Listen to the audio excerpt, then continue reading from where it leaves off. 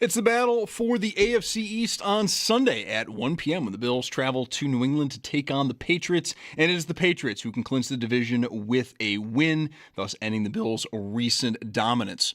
For Buffalo, they'll have more work to do even if they win on Sunday.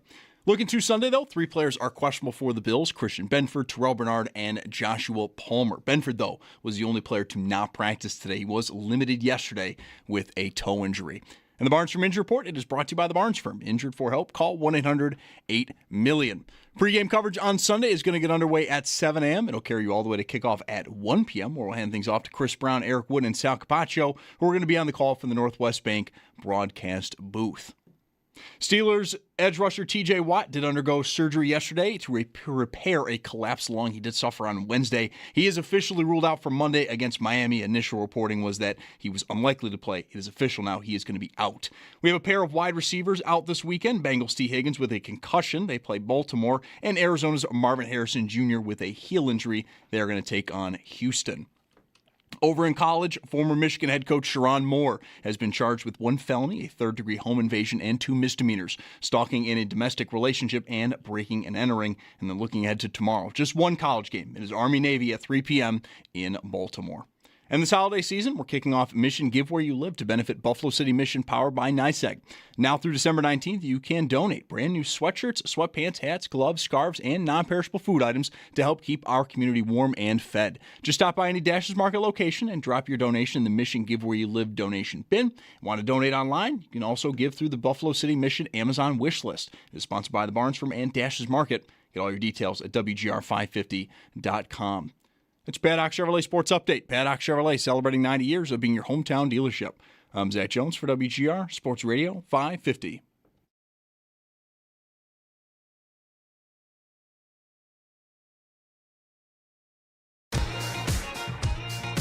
My dad's not here right now. He's still at work.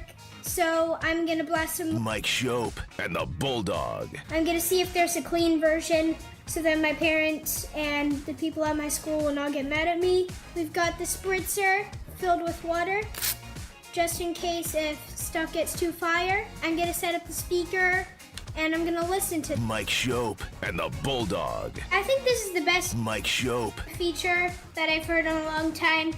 I think his flow is really good in it, and I like his aggressiveness on it.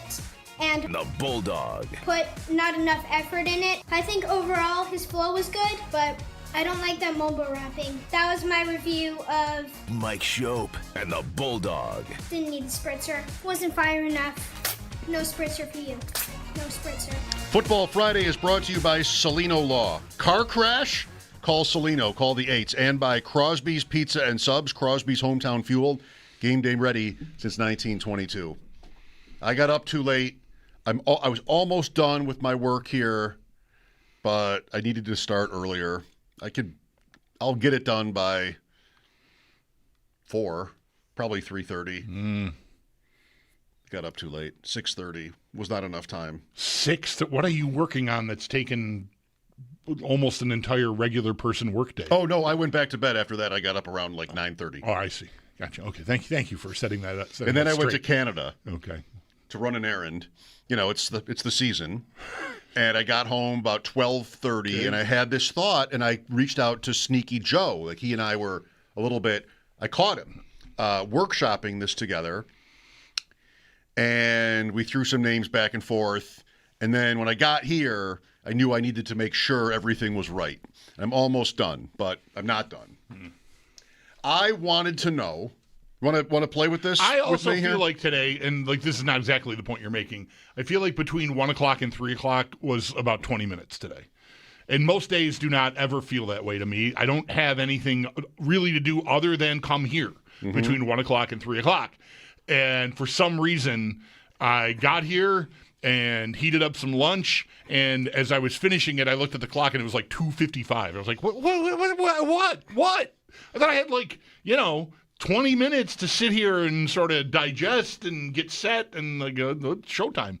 So I'm also feeling a time crunch, though I was not really working on anything. I wonder why. Other than lunch. Yeah, I don't know. I don't know. We have new carpet. We've had conversations with people here about that. There was some work that needed to be done in here, so there was that. But That's not an excuse for I don't me. know. My afternoon just got away from me, I guess, is what I'm saying. At least the early part of it. It's still, there's still a lot of afternoon to go. You bought me a few more games here, so thank you for talking. Okay, good. I'm happy to help. I'm happy to help. Originally I wanted this to sort of stump Joe. I thought maybe I could stump Joe, but I knew I was like running out of time to do it, and I just decided to like bring him in to figure this out with me. So for now, this is just regular season. Okay? Okay. How many opposing quarterbacks does Allen as a starter have a losing record against? So I don't have a number, but I will. Right? You know that I will. Sure. Because I'm going through, I didn't know of a better way to do it. There probably is one. I'm going through every game he's ever started. And of course, some games you know who they played against, like who started against them. It's always Mahomes, tons of Tua. But we're going 8 years now. Yeah, right. So some of these I got wrong. Like I did not remember who started for the Raiders against the Bills in the home opener in 2023. You want a piece of that? You want to take a shot at that? Who started week 2 for the Raiders in Buffalo? It gets more obscure than this guy. Yeah. I really don't know. Derek Carr's gone by then? Yep. The Bills do have a game against Derek Carr when he played for the Raiders in Las Vegas. That'd be 19, I think. Okay. They went out there week 4. They were 3-0.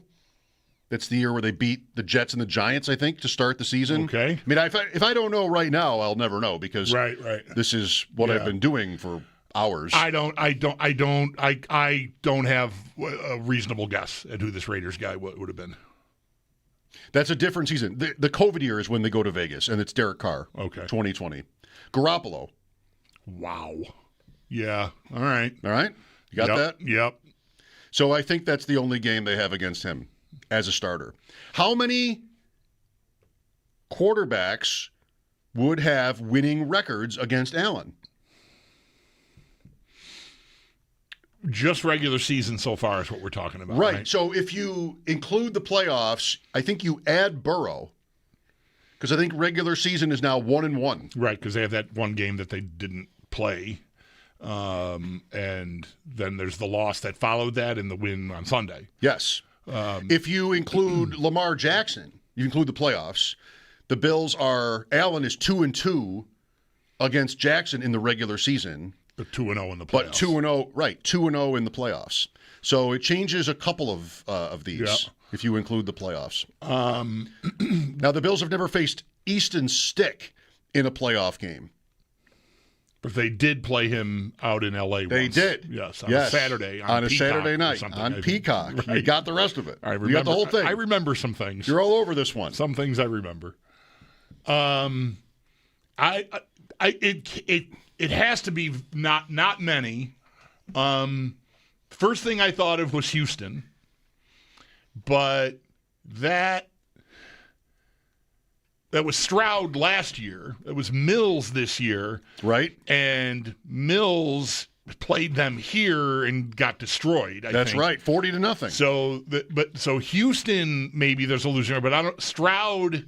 Is this year the only time they've played Stroud? That might be the only time that they have played Stroud. Last year. Right, that's what I meant, last year. Sorry, yeah, the loss there last year. So I think they're 0-2 against him. No, 0-1. 0-1. It's the only the one game. Deshaun Watson might also have a winning record against them if you include playoffs. I'm not sure about regular season. I hope I checked this. I think he does have a regular season win over the Bills in the game when Allen was a rookie in which he was injured. Okay. And Houston won that game. Yeah. And they've not played him since that playoff game. That's right. So 0-2 if you include the playoffs, I think. I think it's, and this is where I've fallen short here, not being done by now, but I think it's a more interesting and shorter list if you make it at least 2 or 3 starts. Because then, like Michael Penix, is on the list Has a winning- otherwise. You're right. 1-0. And Right. the 1-0 guys, I don't need them. Jalen Hurts, Right. 1-0. Yeah, if you go to 3 starts, Or let's say 2. Even. okay. Then Watson qualifies. Including playoffs, I guess Watson would qualify. Right. I'm pretty sure of that. Trevor Lawrence is. I'm thinking of games they've lost to them with him, but they also hammered them here last season. And I don't know, is there any other? I'm going to guess Lawrence is like 2-1 against the Bills. That's correct. 9-6. And London, and then last year. Yeah. So Lawrence would be the first guy with as many as 3 starts that we know of here. Right. Another name, but there is at least one more. Carson Wentz. Oh, sure. What he's got on the Bills against Allen is 2 road blowout wins. Maybe the 2 worst games the Bills have had at home. Right. He's the under quarterback Allen. of that Colt team when Taylor goes off. And That the Eagles. There was an Eagles game real early. Yeah. Is Yes. that rookie season even? 19? 19 maybe? Yeah. Okay. Middle of 19? Yes, and that's a blowout for Philadelphia. So the Bills have not beaten Philadelphia in a long time. So Wentz has 2-0 against Allen. Hasn't played him, even though he's on a different team every year. I don't think they've seen him since. I'm not 100% on that, but I'm pretty sure. Lawrence is 2-1 on Allen, and so is May. Right. Right. Is that he gets credit for last year's finale, even though he hardly played. Right. And then there's the game this year, and they beat him the other time. Close game here last year. So, yeah, I mean, that's asterisk city because of one series, but still, that's the way the records are kept. So he's got a winning record against Josh Allen. And yeah, that's how it goes. Do people still talk about quarterback wins? Like, is anybody using this in any way? I think it's all depending on what argument you're trying to make. I mean, I think selectively you can pluck it out. And, and we're even hearing it a lot this year, as it points toward the playoffs. Like, I don't disagree with the organizational pressure that there is, and even therefore the pressure that there is on Josh Allen to reach the Super Bowl this year, considering what's going on in the conference. But it seems like that's QB wins to me, and there isn't. I'm listening to Greg. I saw a clip of Greg Cosell on with Colin Cowherd earlier this week. I just listened to him say very many of the same things driving in to our buddy Chris Trapasso, who's in for Brownie and Tasker on One Bills Live. The roster itself, he didn't talk much about the offense just now on One Bills Live, but defense, like, there's not an impact defender on this team. Something we all plainly know. There's not a difference-making stud defender on this team. The closest you could probably get is Benford.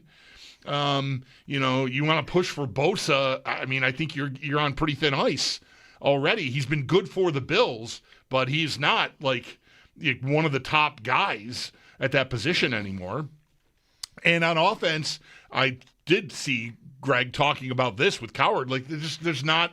It's James Cook, and that's it. There's like a bunch of guys at receiver. So, like, pinning it on Allen, like, he's got to do it this year because Mahomes may not be in or Jackson may not be in.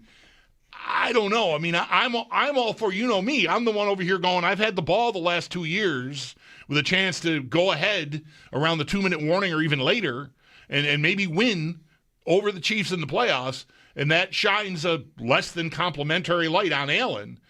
But, man, I think going as hard as he's got to do it this year because these other dudes aren't there, I'm not sure that's fair. I understand it in the big scheme of things. Like, that's the 50,000-foot view is he's the best guy standing. It's the most important position. Therefore, he's got to do it, right? The boogeyman might not be there to scare us this year, Mahomes. But it's still not a team that is full of it's not a great team, top to bottom. At least as far as impactful stars to like make a difference in a game. You know, like Allen continues to have to be the guy that elevates the whole thing. You know, unless you continue to get defensive touchdowns like you did the last 2 weeks that really swung both games. I mean, I think that Steeler game was going to go the Bills' way eventually, but they were losing when he made that play, and they were losing until he made the play he made on Sunday against Cincinnati. And so if you from now to January, even through January into February, get impactful plays like that, not necessarily scores, but more takeaways on defense, then maybe the narrative changes a little. But right now, I feel like there's a lot of heat on Allen that I'm not sure. It sounds like QB wins to me, somewhat. And I'm not sure how fair that really is. 2 more names for the list of quarterbacks with multiple starts against Allen and winning records against him. Tom Brady, 4-0. Okay. And I have a guess. Go ahead. Is Ryan Tannehill on this list? Tannehill. I just looked at the standings and saw Tennessee and thought, yeah. I have him at 3-2 against Allen teams for Miami and then eventually Tennessee. There's probably some older guys, maybe Phillip Rivers, who's back, 1-0. Watson, you mentioned, 1-0. If you include the playoffs, he's 1-1, Rivers, though. That's right. That's another one. They got him with Indianapolis. That changes if you include the playoffs. That's his last game. Until now. And I assume he plays this week, but today their coach wouldn't say. He said he hadn't decided yet. That's a fun one. I guess you can get away with that. Maybe a little more readily if the guy you're talking about is 44 years old and hasn't been on an NFL roster or practice squad, because that's where he still is. Well, in 5 years, you might want to make sure his arm is okay before you say he's starting. I think they've been checking that. After he practiced all week. Yeah. Yeah, but it was another day today is all I'm saying. Well, I'm, mostly with you on how you laid out what this postseason narrative stuff will be, which is, like, fingers crossed for Allen, because he's not on, like Cosell said this too, right? Bluntly, he's not on a great team. Right. So, or he might have even gone further than that. Yeah. They're not very good. Something like that. He words to that effect. So, I mean, I don't really disagree. Relatively speaking, I really don't. So, Allen might have, there's always pressure, and I think we probably misjudge what the pressure thing really means to most players. I mean, is Allen really, it's just a lot of guys, maybe almost everybody. Has he played through his career like somebody where the pressure is like a problem? I mean, he's had huge games in the playoffs. Right. There have been a couple of spots. The Bengal loss was bad. The AFC title game in 20 was bad. You can point to the end of games and say that he wasn't at his best. Maybe didn't come through, right? So he's got a couple of things here. That point about who's not in the playoffs, if that's how it ends, will make it, everybody's saying what you brought up there. Just like this has to be this is his chance. Because Mahomes won't be in his way, maybe. So you've got that. But it's also like they have lost in the playoffs 6 years in a row without getting to the Super Bowl. Like, they have that to overcome. And I think they had better rosters a lot of those years. Last year, I wouldn't say. Last year is pretty comparable to this year, I think. So if there is pressure, that would be a cause. The lack of winning to this point. You'd love to get that one right away. And then nobody ever questions whether you can do it. But if you're Manning or Allen or one of these guys that takes a while before they ever get there, then you're always being questioned about whether or not you can actually do it. Nicer the other way. So you've got that. You've got the Mahomes, maybe also Jackson, Burrow missing the playoffs point. And then, the point I keep thinking about, and this is also with their kind of their flaws in mind, is they are probably going on the road multiple weeks to play teams with good to great defenses. Like, that is how this is shaping up. And we've had games this year where, as good as he is under duress the whole game. That was Houston. That was pretty much Atlanta. Miami, like whether or not he was feeling like mental pressure. I doubt he feels anything problematic in that area when they go to Miami. Physical pressure. I mean, yeah, and then that, if you will, mental pressure kind of grows because you're losing and you're the quarterback. Like you've got to figure out ways to pull out this game. The fumble in Miami when he's running and they're coming back. Remember that play? Mm-hmm. And like that might be one where they're really like they're sweating it because they're shut out into the fourth quarter by the Dolphins. That doesn't happen. And like you can't afford any mistakes. And if you think like that, what do I know from playing quarterback in the NFL? But I think if you think that like that, I can't mess up now. Like I can't get away with it. That should make you tight. It could make you tight. Yeah. Yeah. So I think everybody's different, but yeah. Those guys, when they're really on, they're sort of able to compartmentalize that or just kind of get through it.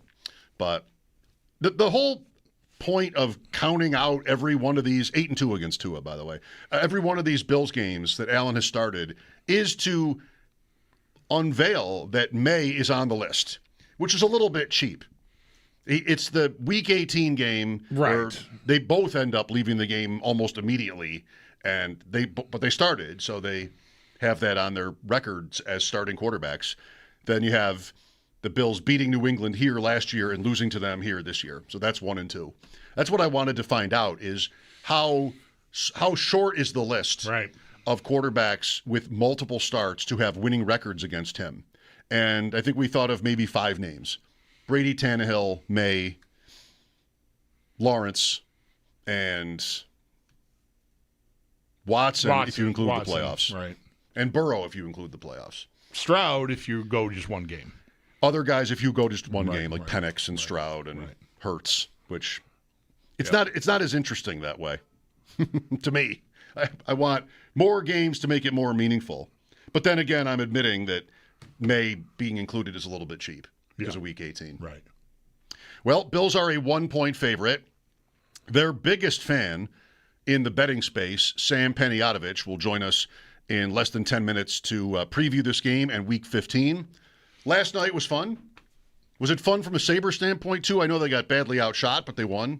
It's just, I was on the NFL. I did not see the end, but it reads to me everything I've seen and heard about it like they did a great job of desperately protecting the net in the third period. Blocking shots and just that kind of thing, just to get the game home, because they took the lead, I think, in the second period, and just got it home. So, garage. Garage, exactly. I was, for some reason, not wanting to say that.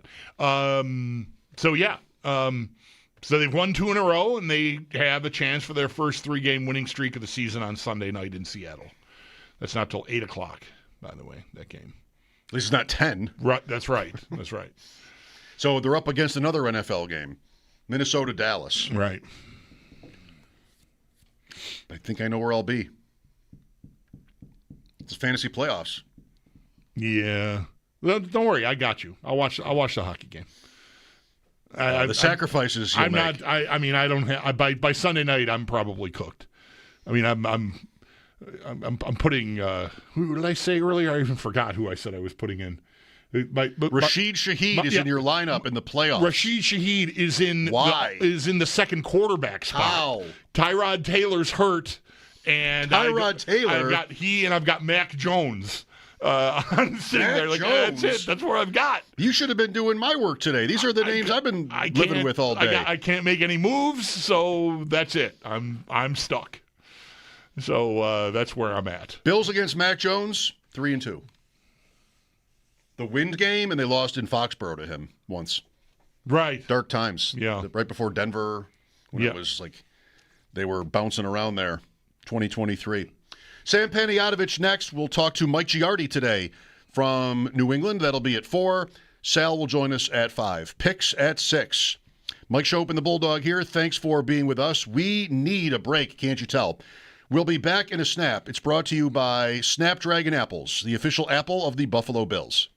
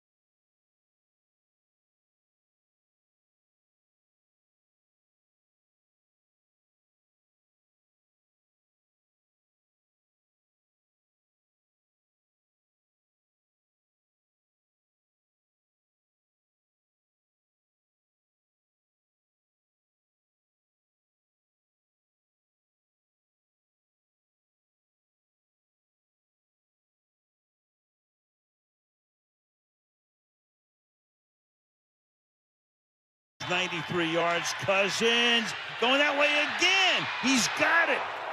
Touchdown. What a night for Kyle Pitts. I'm just such a Al Michaels fan, and I even this morning on Bet Sweats, I hear like just what he doesn't have on his fastball. Mm-hmm. That's just perfect. Your ears aren't bleeding because he's so loud.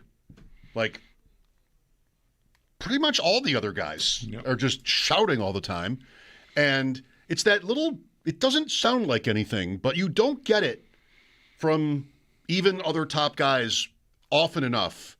What a night. Like, that's just right. Sort of a little, Costas was always great at this. Like a little bit of an ability to see the bigger picture in the moment. Mm-hmm, mm-hmm. And it's really like, there's nothing, it doesn't rhyme. There's no fancy, there's not going to be a billboard. There's no, like, nothing exceptional. None of his colleagues in a rush to his defense, like, oh, he just thought of that. It's simple, but it's great. That's all I need from these guys. It's just like, you have to have a big enough brain, but what a night for Kyle Pitts. Like that, what a night it was. And that was only his second touchdown. He ended up with 3. A guy that has made fantasy players nuts since he entered the league.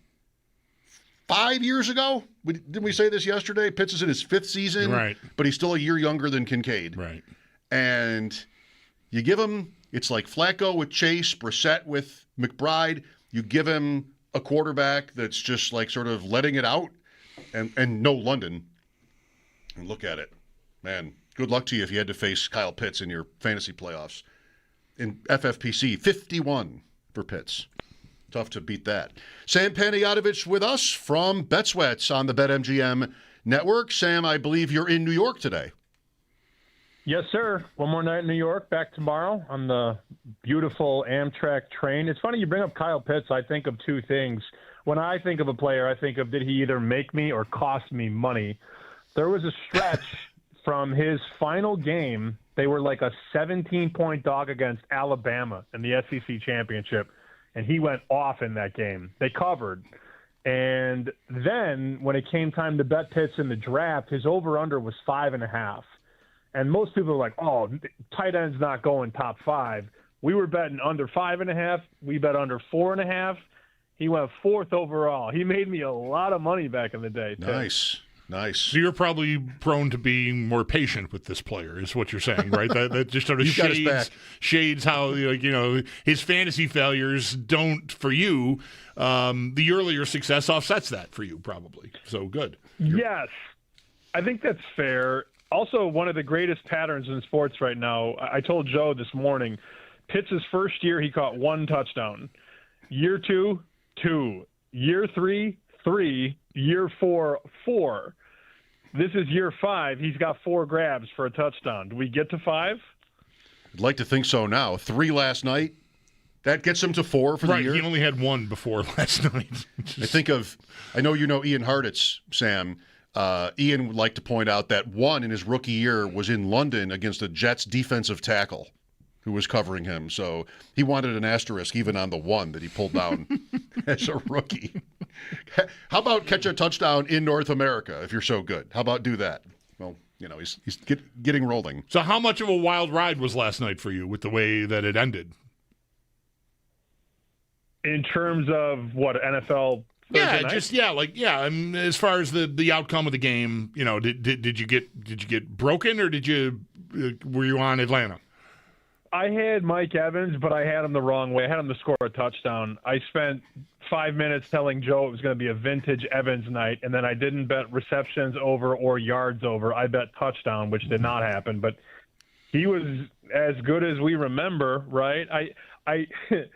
Joe and I were so disgusted talking about that game. We're like, this game sucks.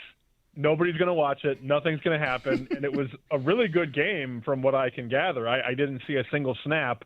It would have been a nice over to have almost 60 points in that one. But and it didn't do much. It looked great, too. They had the creamsicles against the old Atlanta red helmets, and it looked aesthetically pretty pleasing, I'd say. Oh, the black jerseys with then the red helmets with the black bird? Yep. Ooh. Mm-hmm. you put those two teams together, you seem to get it's a nice combo. Not just what they wear. A couple of games. Right. Both games this year were super close. The Thursday night game last year that went off. So let's see if we can keep that going next year, Atlanta and Tampa. Sam, I've described you today as the biggest Bills backer in the betting space. I think that's got to be true. And as you have made no secret of, you keep adding on to your investment in the Bills in the Super Bowl. I know it's a futures bet. And this game is interesting, almost maybe a little bit ironic in how, for what it looks like in the standings, it's not that important to the outcome in the division. I mean, the Bills can't win the division if they lose Sunday, but they are, down a little bit bad to win it anyway if they even win this game. So how are you looking at Sunday with the bets you've made in mind? Right. A loss barely impacts their playoff chances, too. Right. And that's what I'm going to have to defend myself with on Monday if the Bills lose this game. I think some people are taking it the wrong way, like I'm guaranteeing the Bills are going to beat the Patriots, and I never said that. I don't have $1 on Sunday's game. I have plenty of dollars on Buffalo big picture, but they could lose this game and still make a playoff run. My belief in Buffalo has always been it's the quarterback in the postseason and no Mahomes. And the more unlikely it's looked for Kansas City, remember, we had this conversation 3 weeks ago. The Chiefs were like minus 200 to make the playoffs. And I'm like, you're watching TV and Stephen A. Smith's like, they're going to win 5 out of 6. And I'm like, what are you talking about, dude? Like, no, they're not. So if you're able to ignore the noise and just kind of bet more Buffalo based on their path without Mahomes and Burrow and maybe Lamar now, that's all it is. It's funny, though, because Felica, we do bear bets every week, and he's like, the Bills aren't that good. And then at the end of the show, this guy's like, I just bet the Bills to win the division. I'm like, what? Like, you're not even, that's us gambling guys. Most of us, like, we have a take, and then a number changes, and our take will change. So Bears like, well, they're not winning the Super Bowl, but they'll win the East. And I'm like, okay, well, I'd rather bet Super Bowl because I believe in that more because I believe in them in the playoffs. I personally don't care if they win the East. Now, if they beat New England and win out and the Patriots slip up again, of course I will accept the number 1 seed and the home field, but I don't expect it. This is really where I've learned from you and Joe, but I think more from you in this one, which is like what you're describing with Chris Felica is it's just really all about the price. We've asked you, when we got to know you, we'd ask you all the time, like, what do you think of this? Like, well, I liked it more when it was 8-1 than when it was 5-1, like whether that's MVP or different things.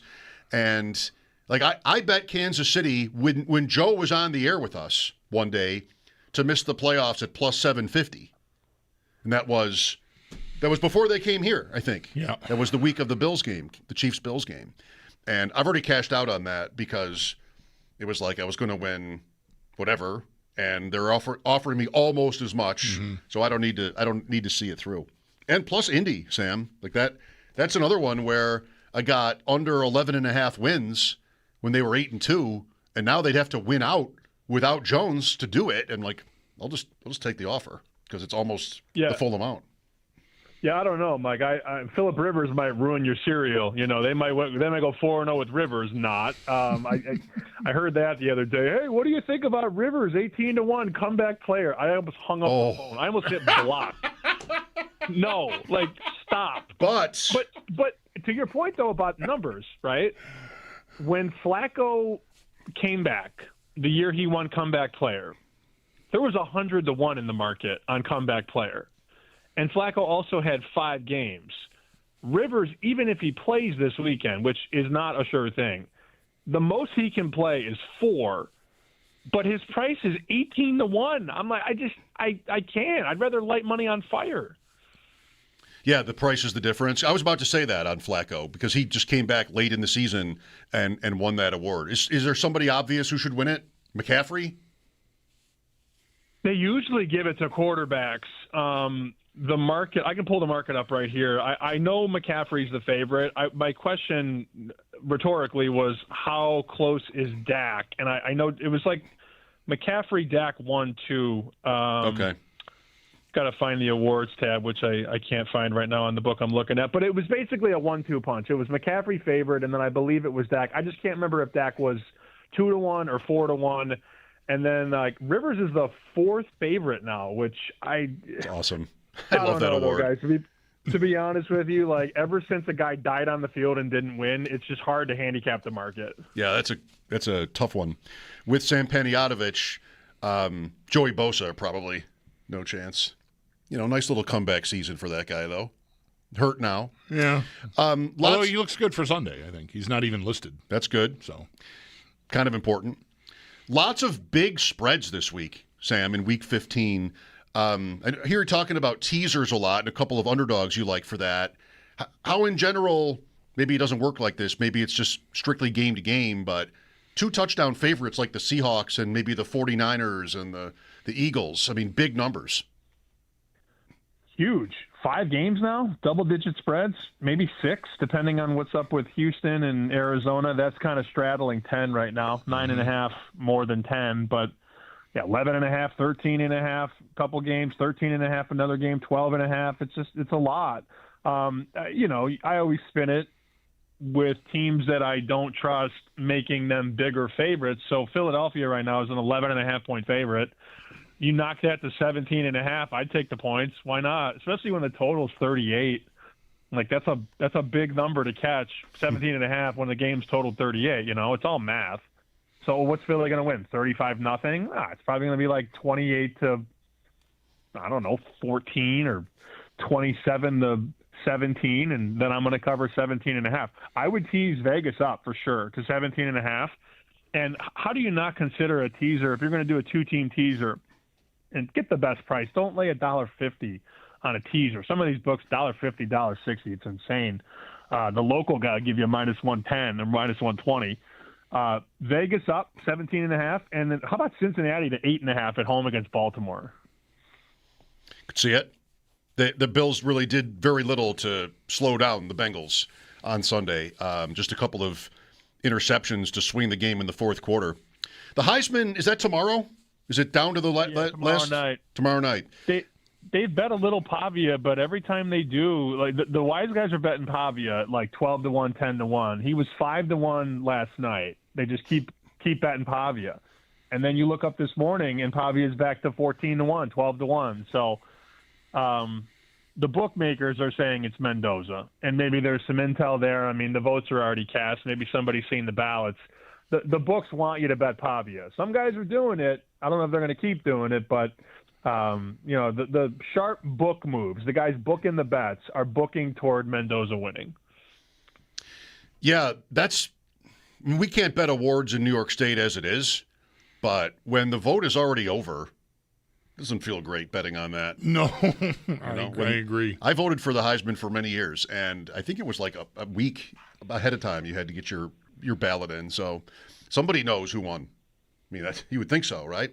You don't want to leave that paper trail in your FanDuel account, Mike. No. Yeah. If you were a voter, can you imagine being a voter and then they were able to track your bets, specifically what time and date you placed them? That'd be a problem. Now I see. Yeah, no, it never crossed over, so I'm not nothing to worry about. His days as a voter predates FanDuel. What bets do you speak of? I don't know what you're talking about, right? Yeah, 1 year I didn't get it comes with a program, and there's a charity link you can do as a voter, and then there's the ballot and the instructions. And 1 year I didn't get it. And I just, a little bit of time went by, and I wrote the guy, hey, I just wondered why I didn't get my ballot. He's like, well, you're not allowed to vote anymore. And I said, oh. I think I might have followed up, is there any reason? What did it? He's like, well, we realized you didn't really cover college football. Okay, well, that's fair. That seems like it should be a qualification. It should. Yeah. They were right. They were right to remove me. At least you got that cool die-cast metal car from the Memphis running back. D'Angelo Williams. Right. Williams. Yeah, when I was a voter, they would sometimes send me stuff. Right. But it was never anything No, nothing super big. valuable, but it was, this is whatever. It sat right here for a long time. This little toy car from Memphis. What did they send you, a bobblehead or a bag of cash? No, this was like a NASCAR, not the I don't know how big it was, but, something you could have on a desk or on a bookshelf. Like a model car. Yeah, that would show up, like if you were doing a hit with a bookshelf behind you, you'd see it. Yes, it would be great on your bookshelf, Sam. Right by the mic flags. And it was his jersey number and their colors, as I remembered. But it was like a NASCAR thing. Yeah, I forgot about that. Got it. Well, before I forget, you guys, I brought up like tracking bets and tracing bets and all that, and I was obviously kidding. But have you guys ever heard the story of how Calvin Ridley got caught for betting on sports? I don't know. He had that. There was an article that he wrote later, but I don't know. I don't remember the story. They flagged because like the NFL and the gaming boards, they share information, obviously. Like when anything fishy happens, a red flag goes up and the league gets informed. Well, Calvin Ridley, very brilliant. He signed up in a legal state with the name Calvin Ridley. His own name. That's how he got caught. Mm-hmm. He was making legal bets under his own name, and the league was like, "Sir, you can't do that." I think I respect him for that. Jameson Williams was on a plane betting on women's basketball, I think, when he got suspended, something like that. Like the plane counts as team space. So you're at the team facility when you're on the plane, if I remember right. Sam, enjoy the rest of your time in New York. Thank you, and we'll talk next Friday. All right, guys. See you later. Sam Panayovich, who, by the way, you can read through his Twitter is easy, but also on the Fox site, he writes a weekly column, and this week's, we're both in it. We were quoted. I think maybe I was taken out of context a little bit. Oh, yeah? No, it was just a simple quote about Allen and the Bills, but I'd like to say that.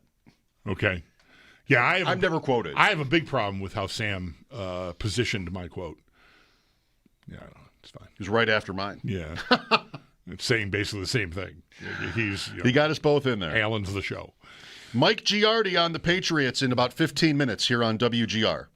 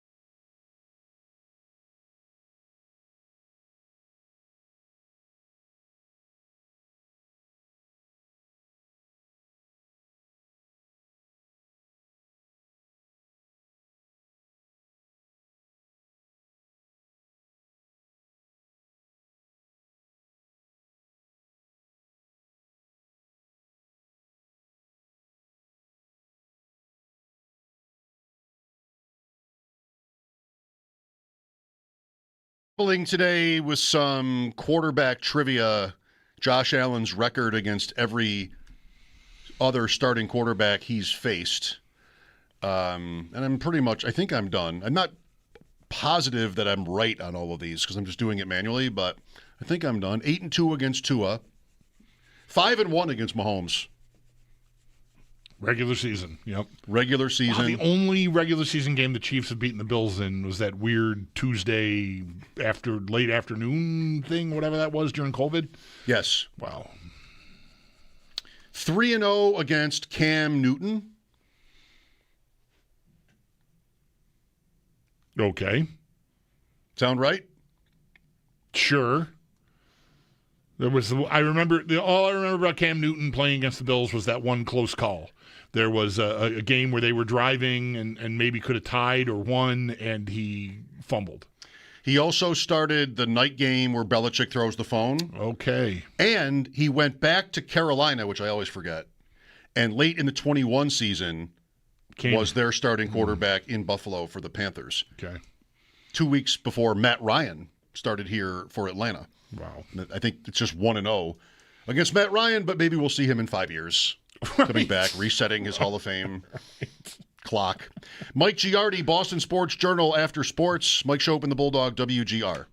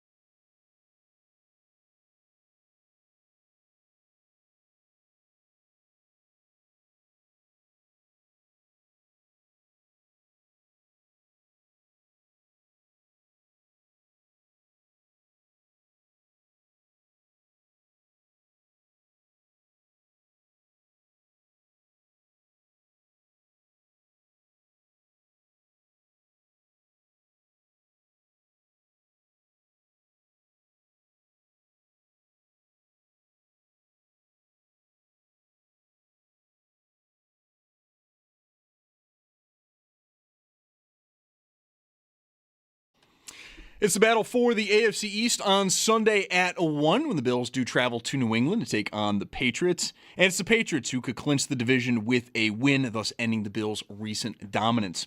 Looking to Sunday, though, for the Bills, 3 players are questionable: Christian Benford, Terrell Bernard, and Joshua Palmer. Benford, though, is the only player to not practice today, although this is a downgrade from yesterday. He was limited with a toe injury. The Barnes Firm Injury Report, it is brought to you by the Barnes Firm. Injured for help, call 1-800-8-MILLION. Pre-game coverage on Sunday is going to get underway at 7 a.m. It will carry you all the way to kickoff at 1 p.m., where we'll then hand things off to Chris Brown, Eric Wood, and Sal Capaccio, who will be on the call from the Northwest Bank broadcast booth. And do stay tuned. Coming up in about an hour, Sal is going to join the show for more on the Bills.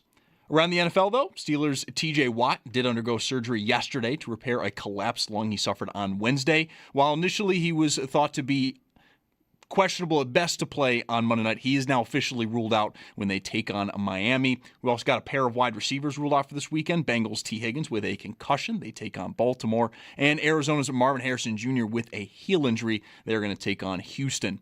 Then over in college, former Michigan head coach Sharon Moore has been charged with 1 felony, 3rd-degree home invasion, and 2 misdemeanors, stalking in a domestic relationship and breaking and entering. Then looking ahead to tomorrow night, just 1 college game in the afternoon, Army-Navy at 3 p.m. in Baltimore. Then the Heisman Trophy ceremony at 7. 3 quarterbacks, Fernando Mendoza of Indiana, Diego Pavia of Vanderbilt, and Julian Saint of Ohio State, along with running back Jeremiah Love of Notre Dame, are the finalists. And the holiday season, we're kicking off Mission Give Where You Live to benefit Buffalo City Mission, powered by NYSEG. Now through December 19th, you can donate brand new sweatshirts, sweatpants, hats, gloves, scarves, and non-perishable food items to help keep our community warm and fed. Just stop by any Dash's Market location and drop your donation in the Mission Give Where You Live donation bin. Want to donate online? You can also give through the Buffalo City Mission Amazon wish list. It is sponsored by the Barnes Firm and Dash's Market. Get all your details at WGR550.com. It's Paddock Chevrolet Sports Update. Paddock Chevrolet celebrating 90 years of being your hometown dealership. I'm Zach Jones for WGR Sports Radio 550.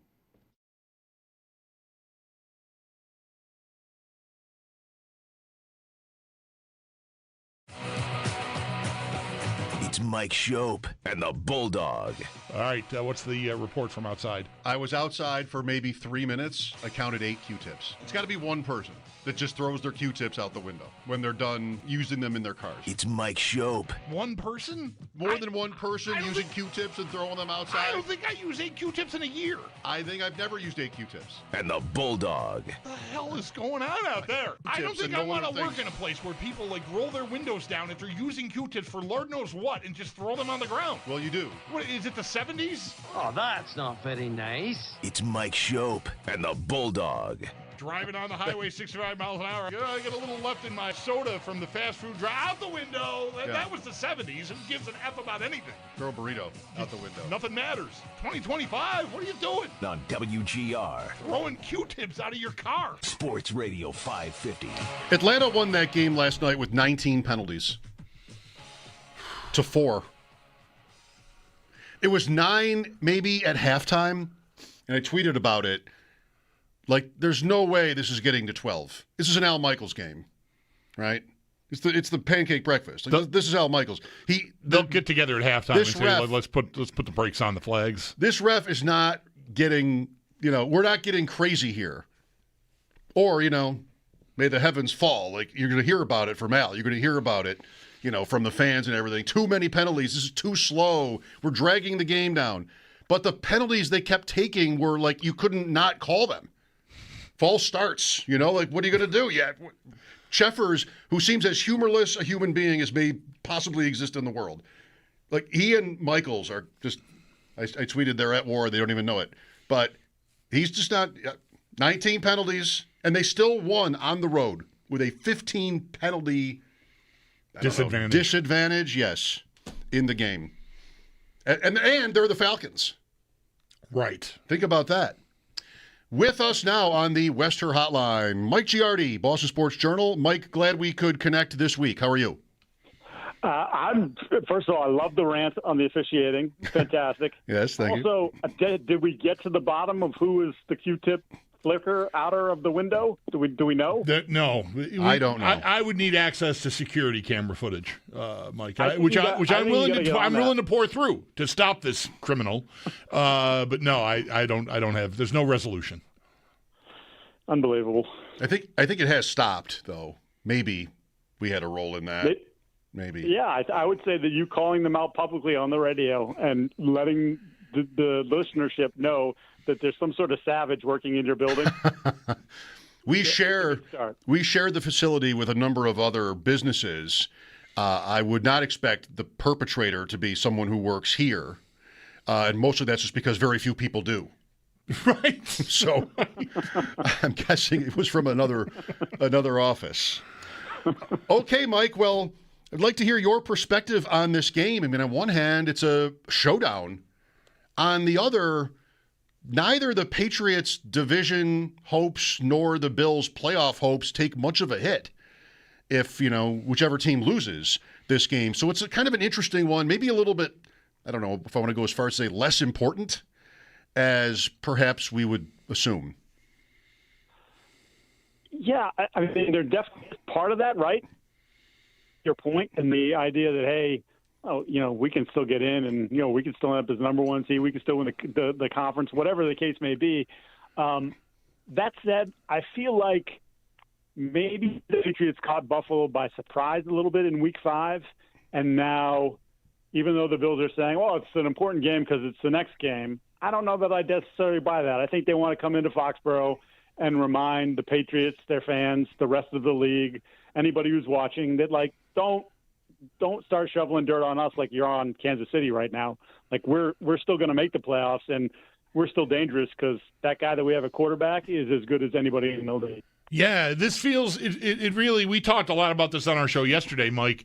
It's more of a feelings game, vibes game than it is like a standings game, right? New England would like to crown themselves champions, right? I had never before this week really heard the phrasing. I knew what it meant right away when I saw it, but T-shirt and hat game, like, okay, right? They, I'm sure, would like to, beat the king to actually take the AFC East, which they can do with a win on Sunday.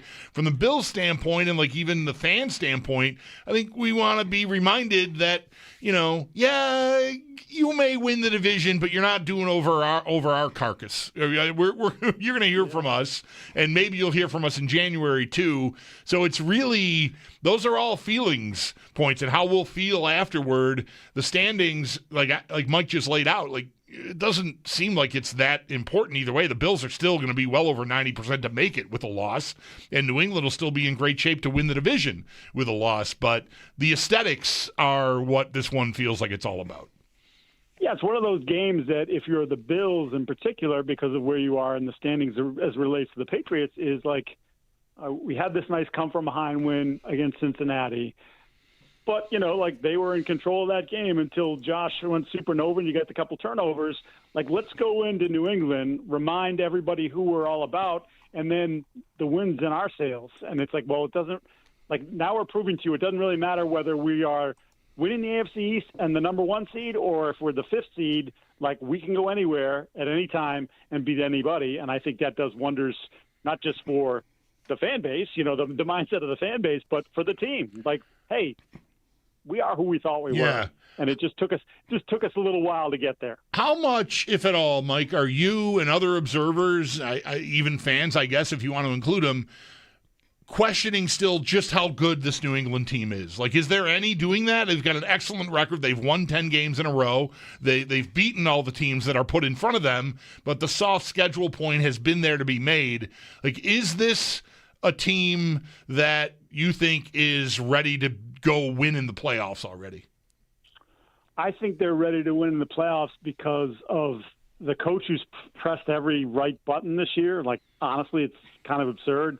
As I wrote last weekend, it's sort of reminiscent of Belichick in his prime, where, oh, why did he punt there? Oh, that worked out. What? They went for it here. Why did they run three? Like, just everything that he did, every little personnel decision. You're like, why is that guy activated? Then that guy catches a touchdown pass. Like, he just had this stretch there where, he pressed the right button and it happened. Vrabel's kind of having one of those years. And then, of course, the quarterback. The quarterback is, second right now in the MVP odds. He's played to that level. He's a real candidate. He's played awesome football really since he was phenomenal in week 2 against Miami. He was great against Carolina in Week 4, but it was the second half of Week 5 in Buffalo to me where it's sort of like, oh, okay, this isn't a young quarterback who's going to be up and down. This is a young quarterback who just seemingly gets it, and I think he's gotten it since.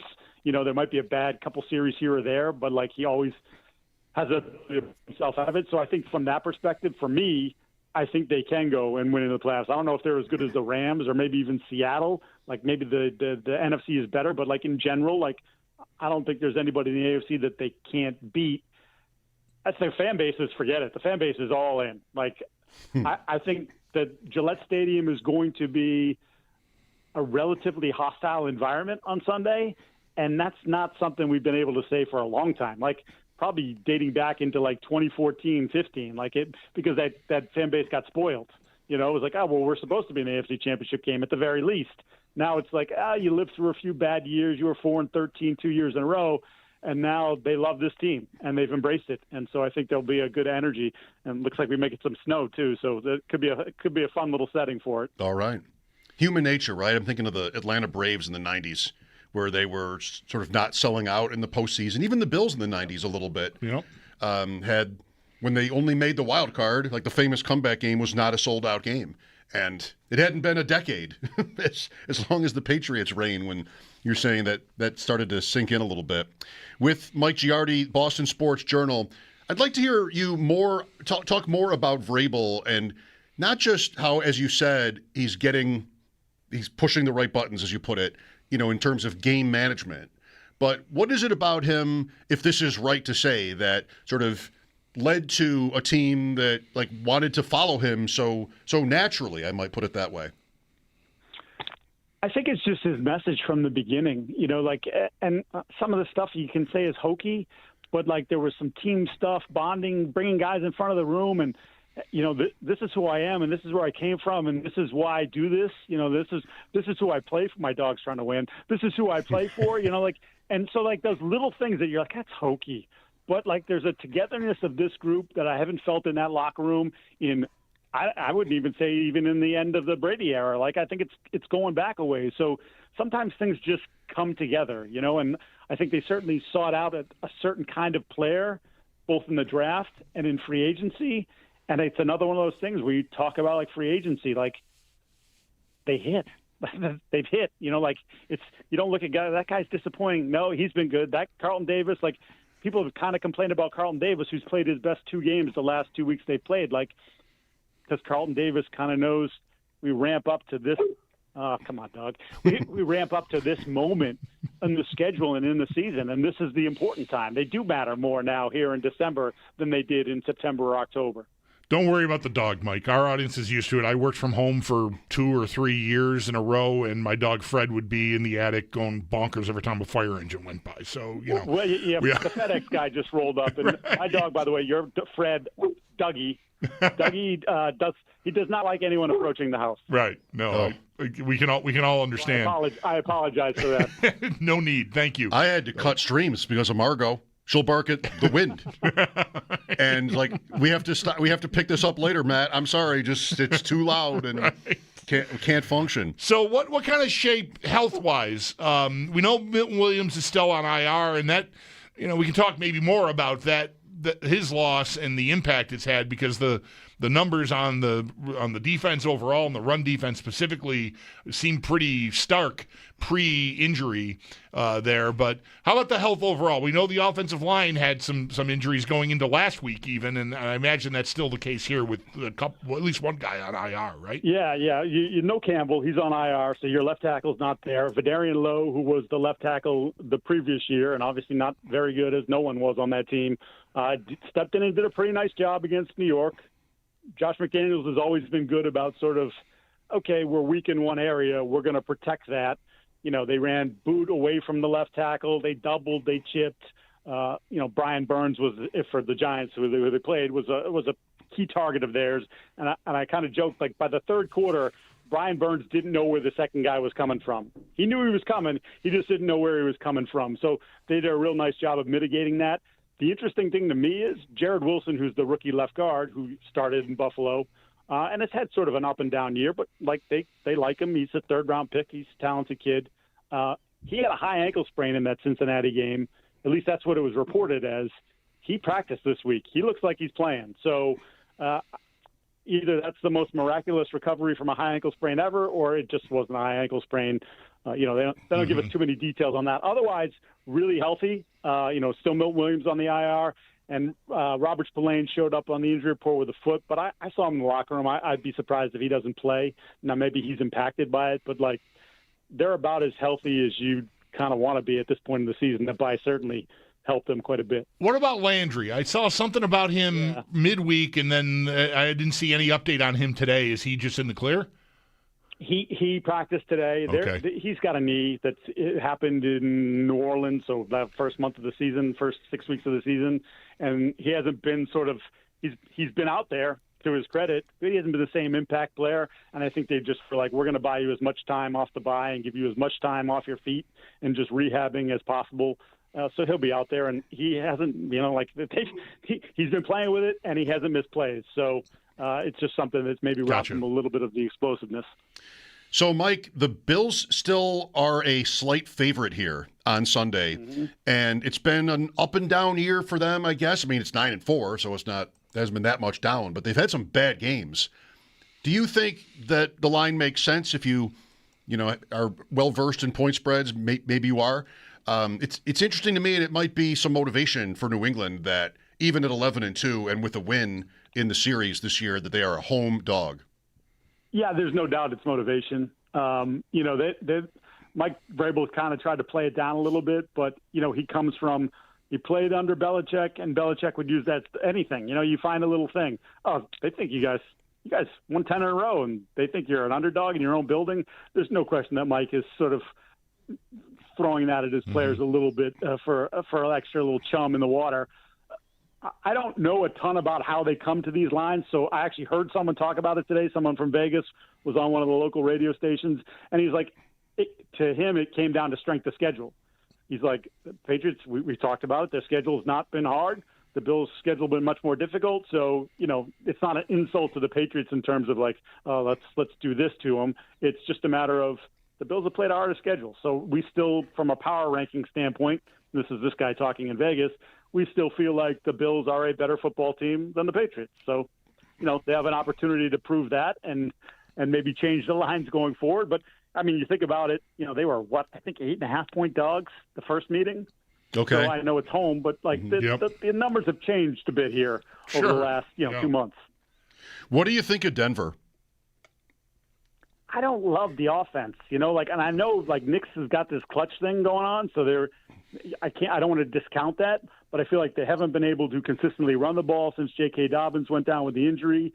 And you look at their receivers, and I mean, look, we're talking about three teams here: Patriots, Bills, Broncos. That nobody would say, give me that receiving core over Cincinnati or somebody else. Yeah. But same thing. It's like Sutton's good, but he's not great. There's a couple other pieces there who can hurt you, but you're not staying up awake at night, sort of I don't know how we're going to deal with that guy. The team that scares the hell out of me right now, just the way they're playing, is Houston.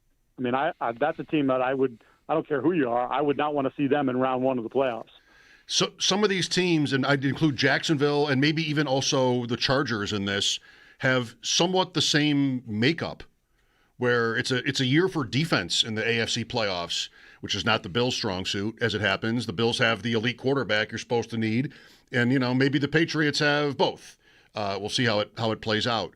But Houston, Jacksonville, LA, Denver, quintessentially, and New England to varying degrees, it's not the same matchup if you play any of those five teams, but strengths and weaknesses wise, it's close.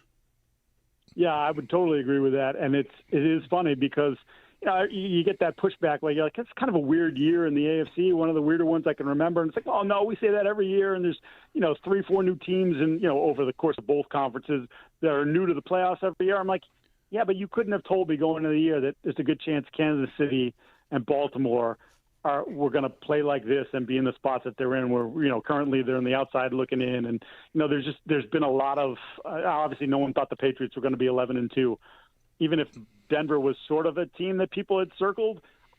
Did you think they were going to be 11-2?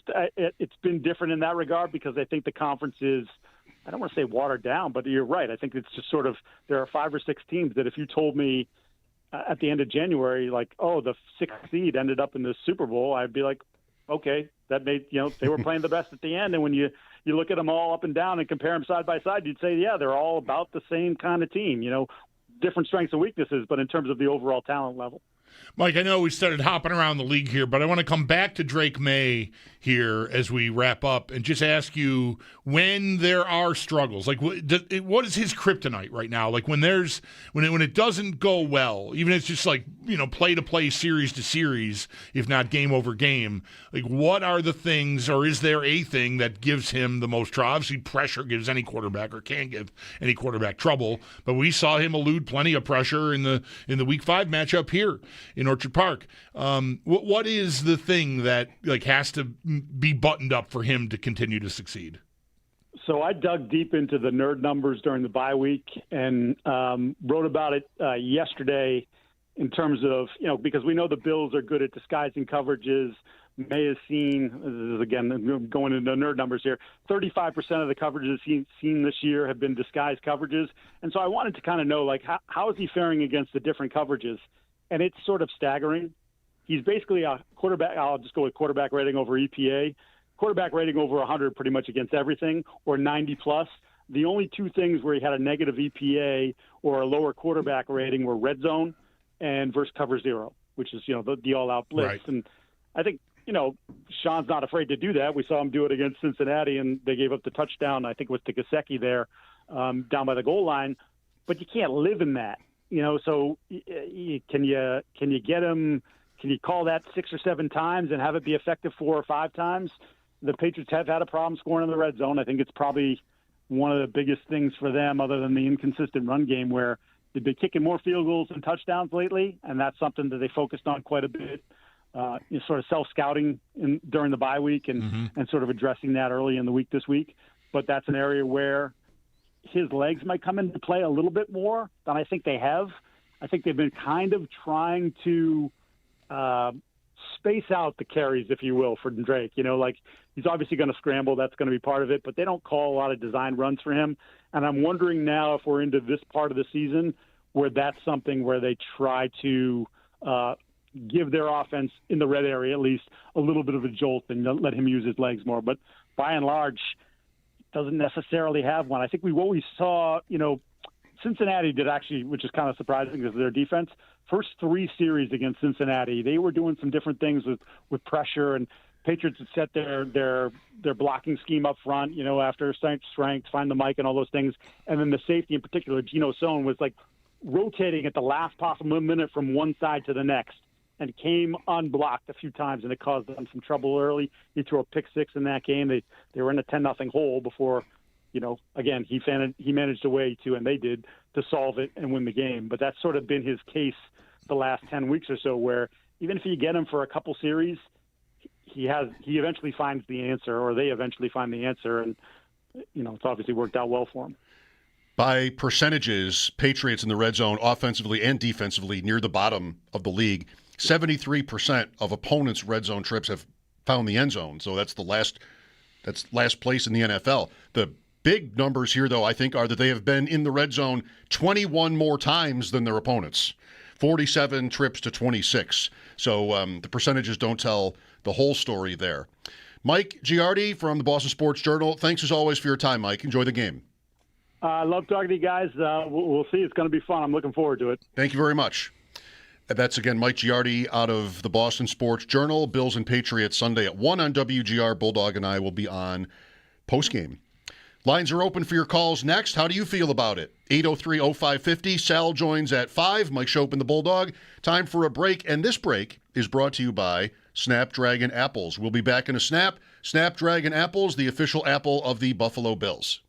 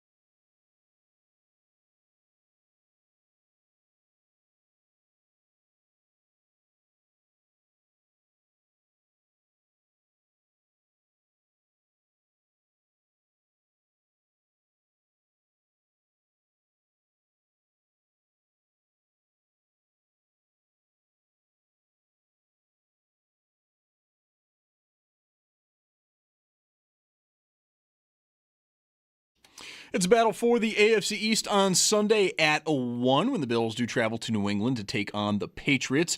If the Patriots do win, they will clinch the division, thus ending the Bills' recent dominance in the AFC East. Looking, though, to Sunday for the Bills, 3 players are questionable: Christian Benford, Terrell Bernard, and Joshua Palmer. Benford, though, was the only player to not practice today. He was limited, though, yesterday, so it's a bit of a downgrade. He's dealing with a toe injury. And the Barnes Firm Injury Report, it is brought to you by the Barnes Firm. Injured for help? Call 1-800-8-MILLION.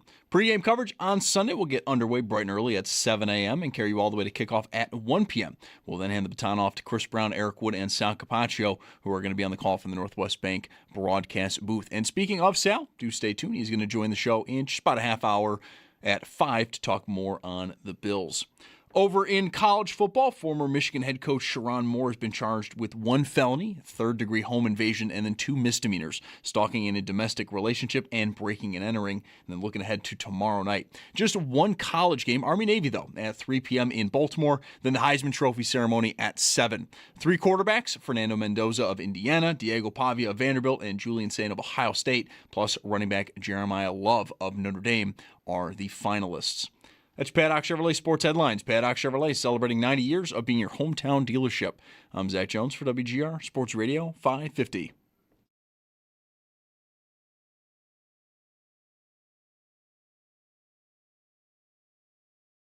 This may come across as a bold, controversial statement, and maybe some fans will hate me for it, but I don't know if they truly have an impact player on the defensive side of the ball. I think Oliver is the closest, and he's obviously hurt, but they don't really have a one-on-one pass rusher.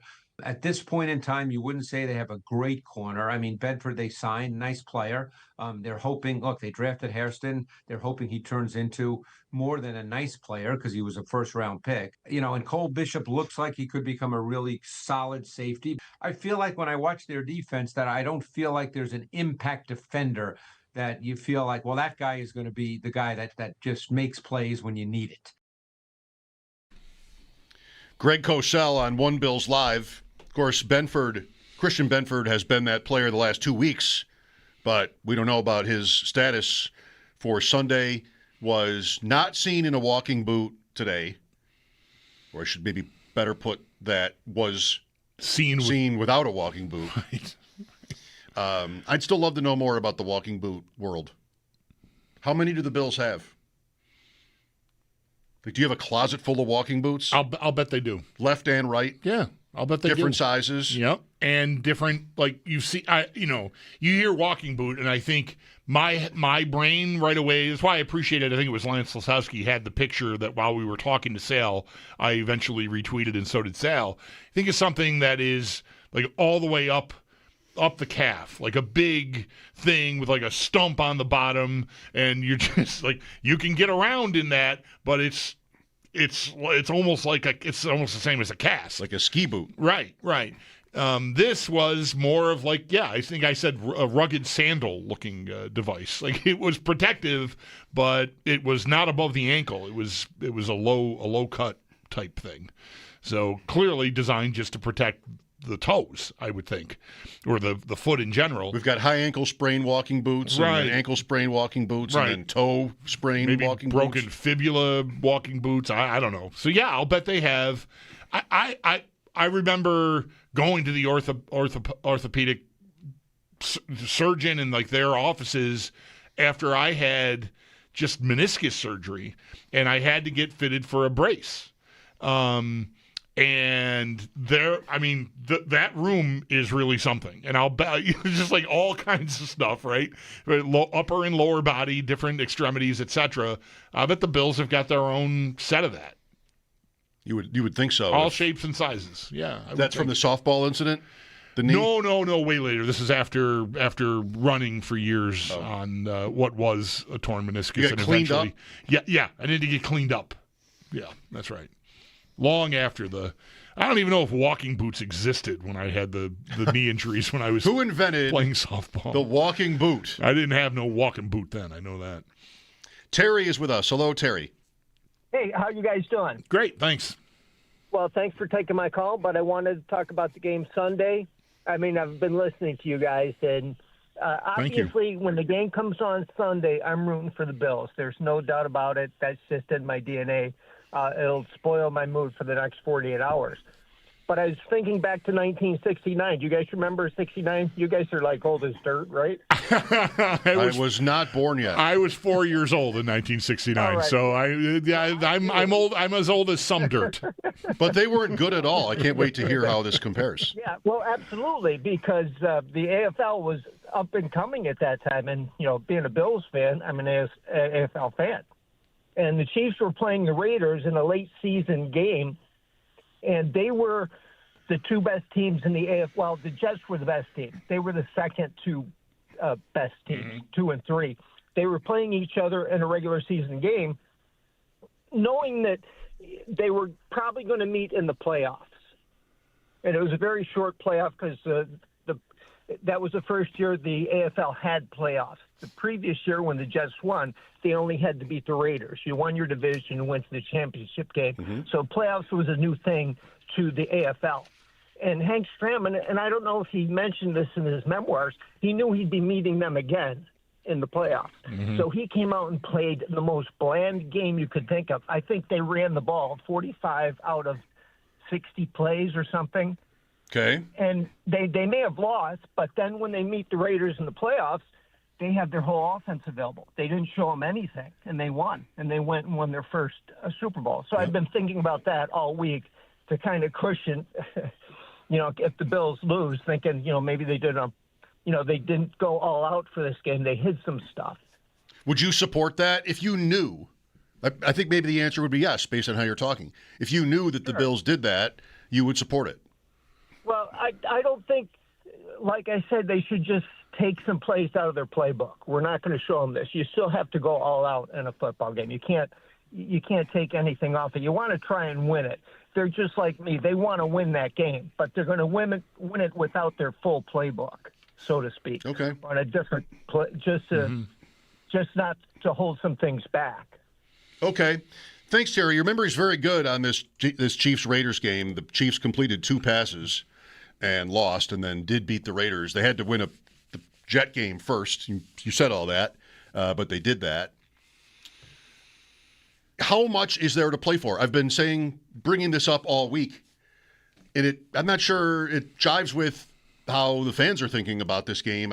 I said yesterday a couple of things got me a little bit fired up for it. A Stephon Diggs comment about how no one believes in them, that kind of thing, and then also, maybe it was even Mike Giardi yesterday on the panel, like a New England panel show that took me back 15 years to having just like being irrelevant and having the complex came back in my mind yesterday listening to that. The Patriots are on top. Right. So from a emotional standpoint, hostile environment, Mike predicts, Mike Giardi. Mm-hmm. Like, you're going to feel it. You're going to want it. On the other hand, what does it really do to the outcome of the season? Like, it's not to say that you'd rather lose. There's none of that here. There's none of that here. There's no strategic positioning that's better. I guess you could make an argument for, like, how hard you have to press the pedal down the rest of the way if you win or if you lose. We had a couple of seasons here recently where the Bills maybe broke down a little bit. Which, a lot of teams would. One of the first things I said this week was maybe, they win this game and it ends up being to their detriment in the big picture. We're not going to know that Sunday if they win it. But if they stay alive and therefore handle anything differently than they would have, but I still think we're just a few weeks away from that even still. So, I think we just watched Atlanta, who got eliminated from playoff contention when they lost last week, beat a Tampa team that's battling for first place in their division last night. I think you go and you put your best foot forward. That doesn't mean you won't have different stuff if you play this team again. I mean, that's the genius of it. I mean, you have to be ready to pivot if you play again. You can't just expect to roll everything out there the same and have the same result. But anything could happen between now and the end. So I don't think it's unfathomable. I know they will be underdogs, pretty heavy underdogs. This is more the Dolphins than the Jets, who are Week 18 for New England. But that you even referenced that happened to New England a few years ago with a Fitz Dolphins team. Anything can happen. So go get this game and just sort of keep going. If you drop another one, then it's probably over and you can act accordingly. Miami's even still in it. Yeah. So I'm not prepared. Yeah, they could be playing for a wild card spot by the time they get to the end. I know. It's not something I would bet on sitting here right now, but I also would not rule out whether they have a stake or not. Miami upsetting New England in Week 18. Like, it's football. Stuff happens. The Patriots will want that game very badly. Miami will probably very much enjoy the idea of messing it up on them, and so they're going to play. If I don't get this game, I have no look at that. So I'm gonna treat this game, despite the 90% likelihood to make the playoffs, whatever result we get on Sunday for the Bills. I'm treating this game like I want it. Need is a little strong, but I want to see what happens. So it might end up being to their detriment if they have to go hard and then miss out, which has happened before. But I want to go get this game. That's practically speaking.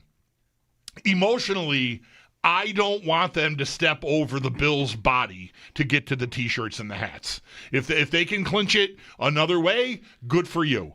But let the Bills serve some notice. I'm sort of betting on this. Like I'm gonna pick the Bills in this game because I just think pride and all of it, I think will.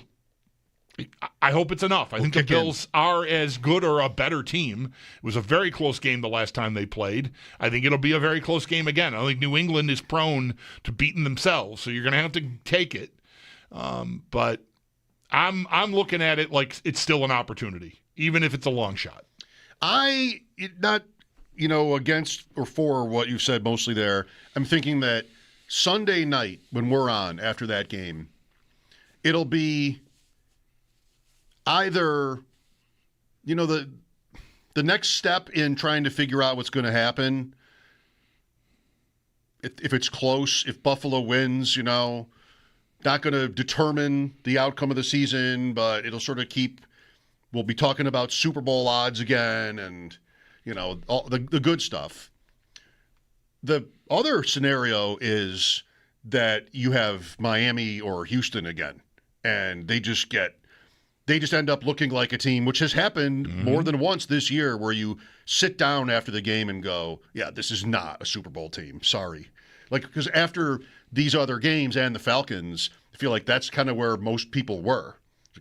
Come on. Can't stop the run at all. Nobody gets open. Everything looked wrong in a couple of these losses. So if you have that, and we're sitting here Sunday night, asking each other if we're deluding ourselves into thinking that this team, even just, yes, that it has Josh Allen, but is really actually good enough to run the table, that if they lose, then you'd know it has to be wild card. And that would be a tough pill. But I think a close game, I'm not sure I'll be in much of a different place about where this is going to end up. I might be if they lose, handily, though. And if they win handily, great. That'll give you more confidence, but just doesn't do that much in the standings. That maybe it messes with New England a little bit, which goes to Baltimore next week, and maybe you sort of rattle them.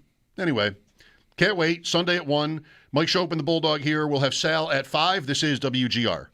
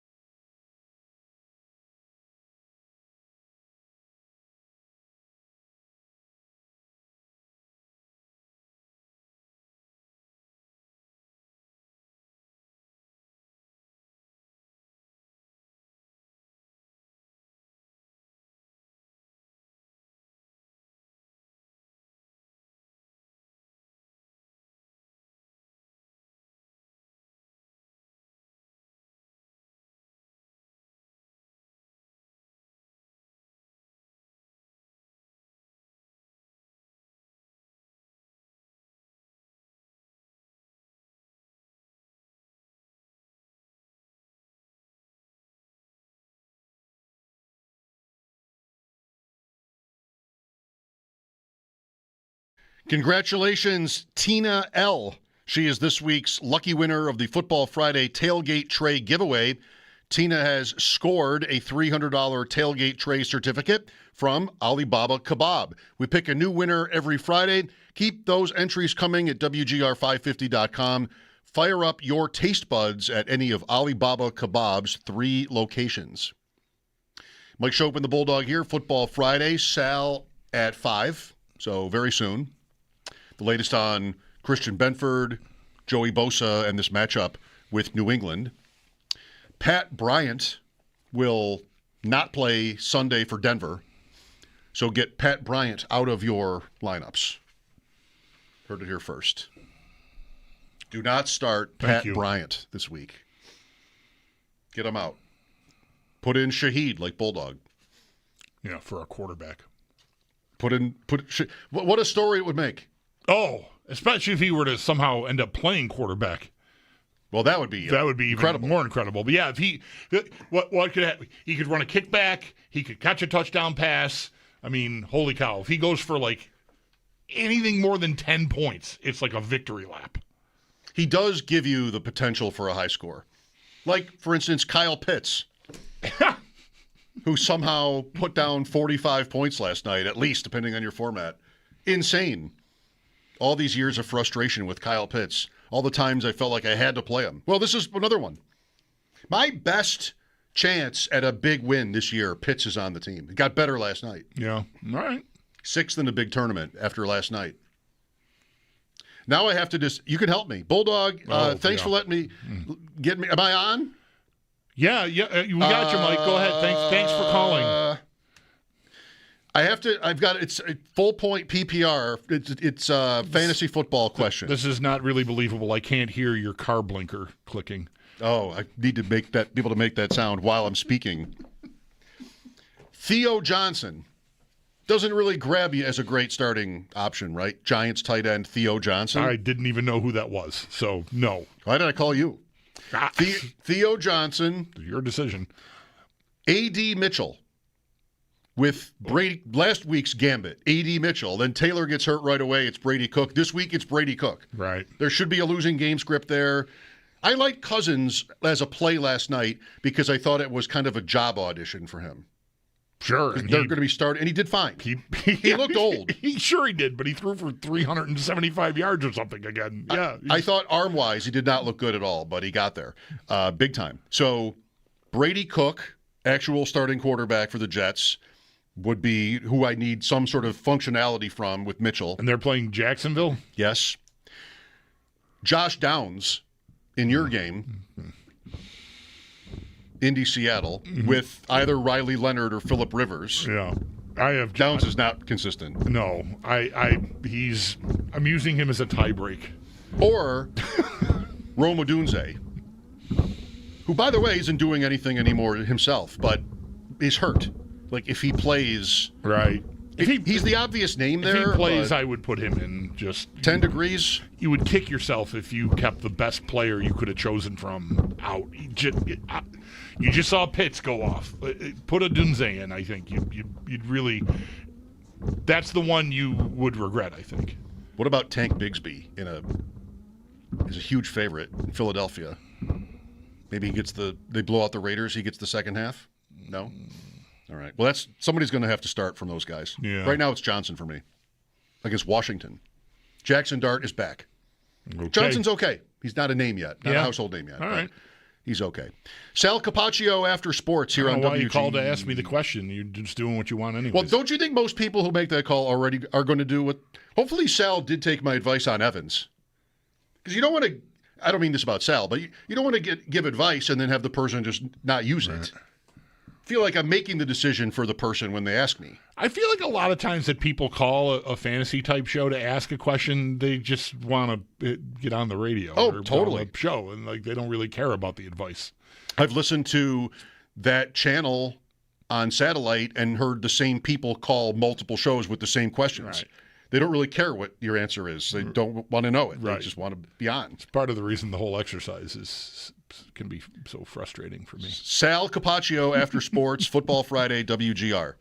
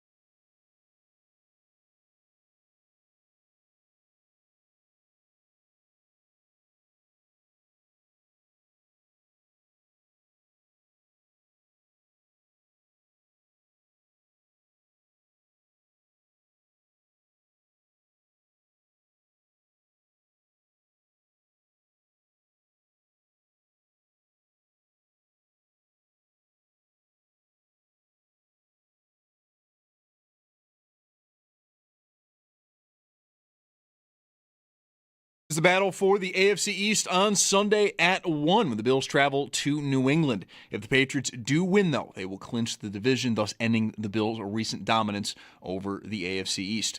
Looking ahead to the game, though, for Buffalo, 3 players are questionable: Christian Benford, Terrell Bernard, and Joshua Palmer. Benford, though, was the only player to not practice today. He was, though, limited yesterday with a toe injury, so a bit of a downgrade. And the Barnes Firm Injury Report, it is brought to you by the Barnes Firm. Injured for help? Call 1-800-8-MILLION. Pre-game coverage on Sunday is going to get underway at 7 a.m. It's going to carry you all the way to kickoff at 1 p.m., where we will hand things off to Chris Brown, Eric Wood, and Sal Capaccio, who are going to be on the call from the Northwest Bank broadcast booth. And speaking of Sal, do stay tuned. He will join the show next. Around the rest of the NFL, Steelers edge rusher TJ Watt did undergo surgery yesterday to repair a collapsed lung he suffered on Wednesday. He is officially out for Monday against Miami. A pair of receivers have been ruled out for this weekend. Bengals' T. Higgins with a concussion against Baltimore, and then Arizona's Marvin Harrison Jr. with a heel injury. They're going to take on Houston. And then some big news in college. Former Michigan head coach Sharon Moore has been charged with 1 felony, third-degree home invasion, and then 2 misdemeanors, stalking in a domestic relationship and breaking and entering. Then looking ahead to tomorrow, just one college game. It is Army-Navy at 3 p.m. in Baltimore. Then the Heisman Trophy ceremony at 7.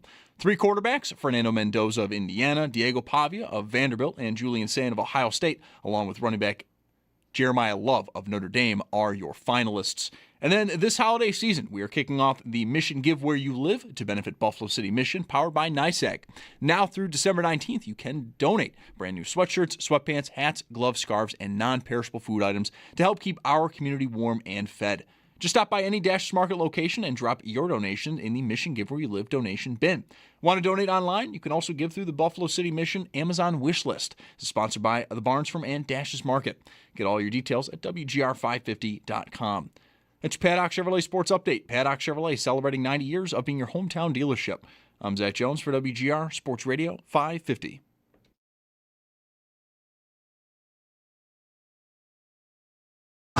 Filling up right behind the Bills bench right now with their flags and their hey, hey, hey, hey, hey, hey, hey, hey, let's go Buffalo chant.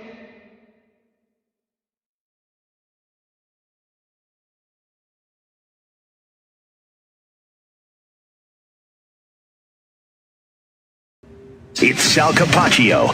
Sal Capaccio. Sal Capaccio. Sal Capaccio. Sal Capaccio. Sal Capaccio. Sal Capaccio. Sal Capaccio. On WGR.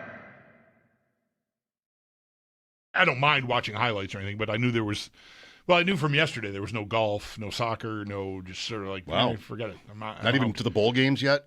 Yeah, right. We're not there yet. Prime had last night's game. Sal Capaccio with us. Did you know this, Sal? My understanding is Prime has a playoff game this year. Ooh, I would not doubt that's the case, yeah. I don't know for sure, but I think that's right, yeah. I looked at a schedule today. Peacock doesn't. Peacock has a game in Week 17, Baltimore-Green Bay. That's a Saturday night game on Peacock only. But that wild card round, CBS, Fox, NBC has Sunday night. Super wild card weekend, I should say. ESPN, ABC will have Monday night again. Not quite yet time to start putting pieces together for this, but the other 4 games, Prime is listed as a possibility along with CBS and Fox. So heads up for that. Jim Nantz. I would say though the Monday night game is generally a 4-5 game, and right now the Bills could very much be in a 4-5 game. Okay. What do we want there? We want there to not be that much travel between the two teams, right? They want to not make it so that they're disadvantaged the following week. The reason is because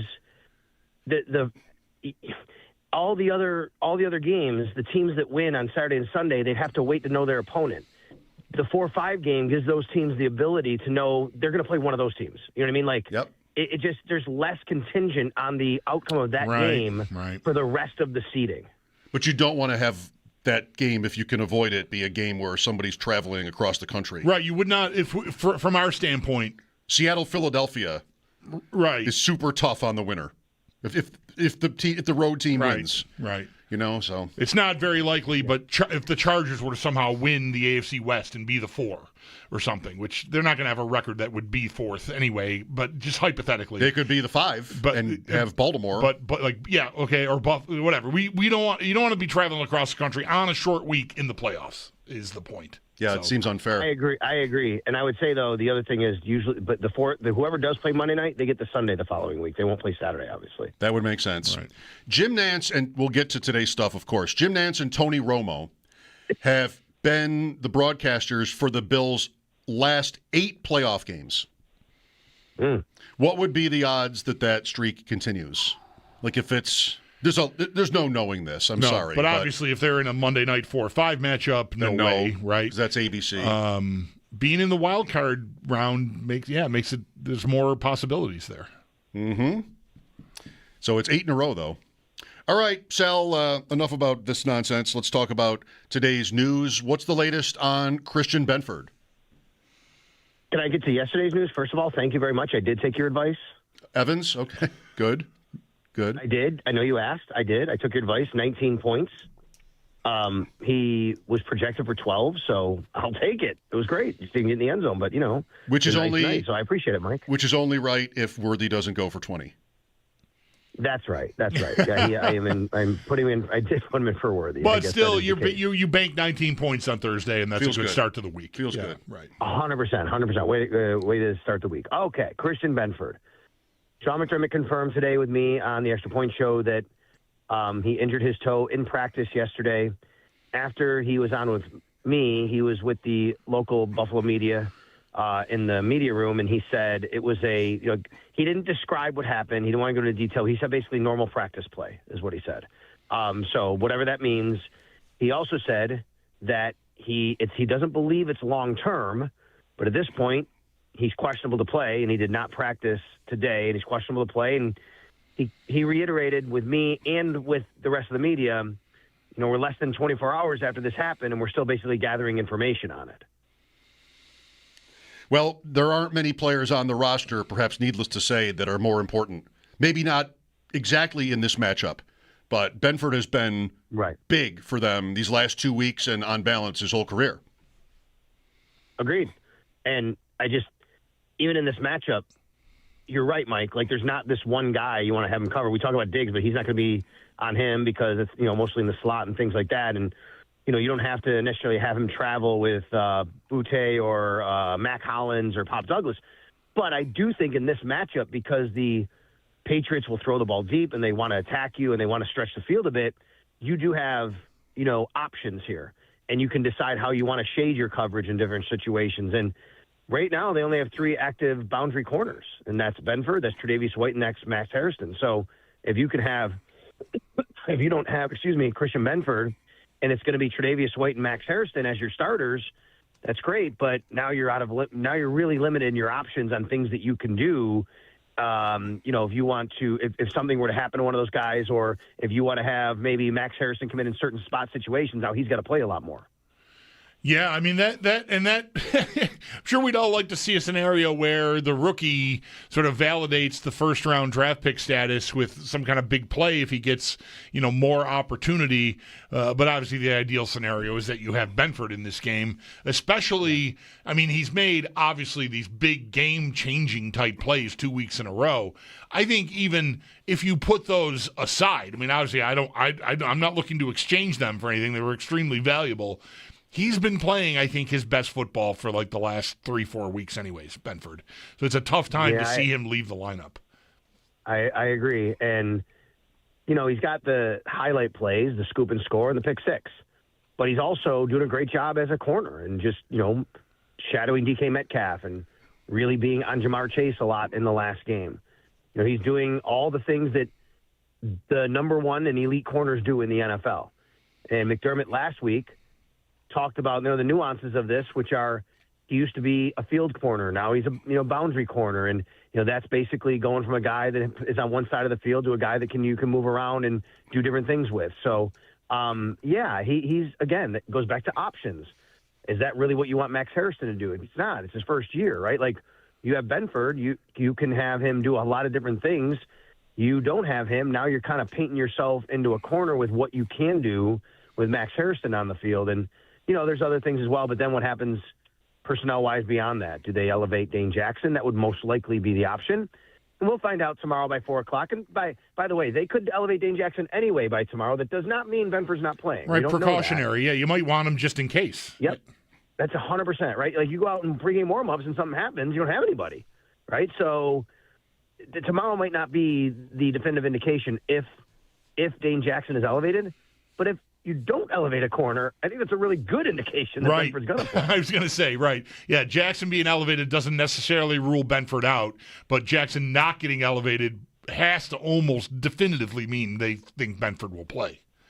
Yeah, that's just the numbers, the way they're going to work. So it'll be interesting to see. Obviously, it's not ideal to not have Christian Benford if that is the case, but I think encouraging news, obviously, McDermott said he doesn't believe it's long-term.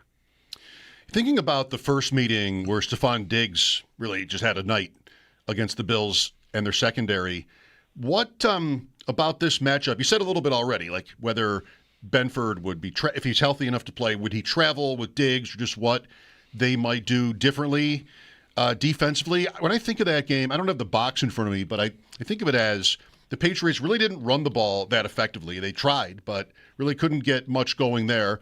Hunter Henry might have had 2 catches. It was really all Diggs. May making these kind of, if you will, Allen-like plays in a couple spots, and then the Bills' turnovers. Is there something you would suggest the Bills want to do defensively in terms of like a game plan thing that would, make life easier than it was that Sunday night?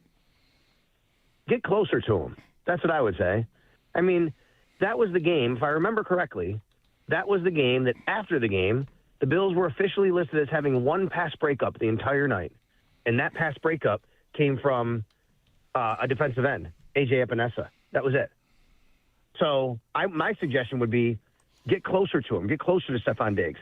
They want to get him the ball right off the line. They want to get him the ball immediately. They want to make sure they can just kind of stay on schedule, so to speak, right? They're going to use their passing game, especially with Diggs, as an extension of their run game. Personnel-wise, Taron Johnson has to play better than he did that night. That's just a flat-out fact. He's going to have to do that. And I know it hasn't been Taron Johnson's best year. I get it. He's still your best option there, and I still think he's a good football player. I got people telling me today and, on social media or calling or whatever saying, you know what, they just need to get him out of there because he's not having a good year. Put Darnell Savage in there. He can play corner. I think that is just wildly overreactionary. Like, Taron Johnson is still your best chance, and he might not be the same player he is, but, man, you want to put somebody out there, and then if you want to make some sort of switch, that particular position, it's much more than just covering someone. That's like a third linebacker. That's run fits. That's a lot of different angles and zone coverage and man-to-man that you have to know a lot of different things about. So I would say that Taron Johnson has to play better, and I think that they should get on these guys a little closer. What's the latest for you on the Bills' run defense? The numbers are a little better here of late. Travion Henderson has popped since the Bills saw New England earlier.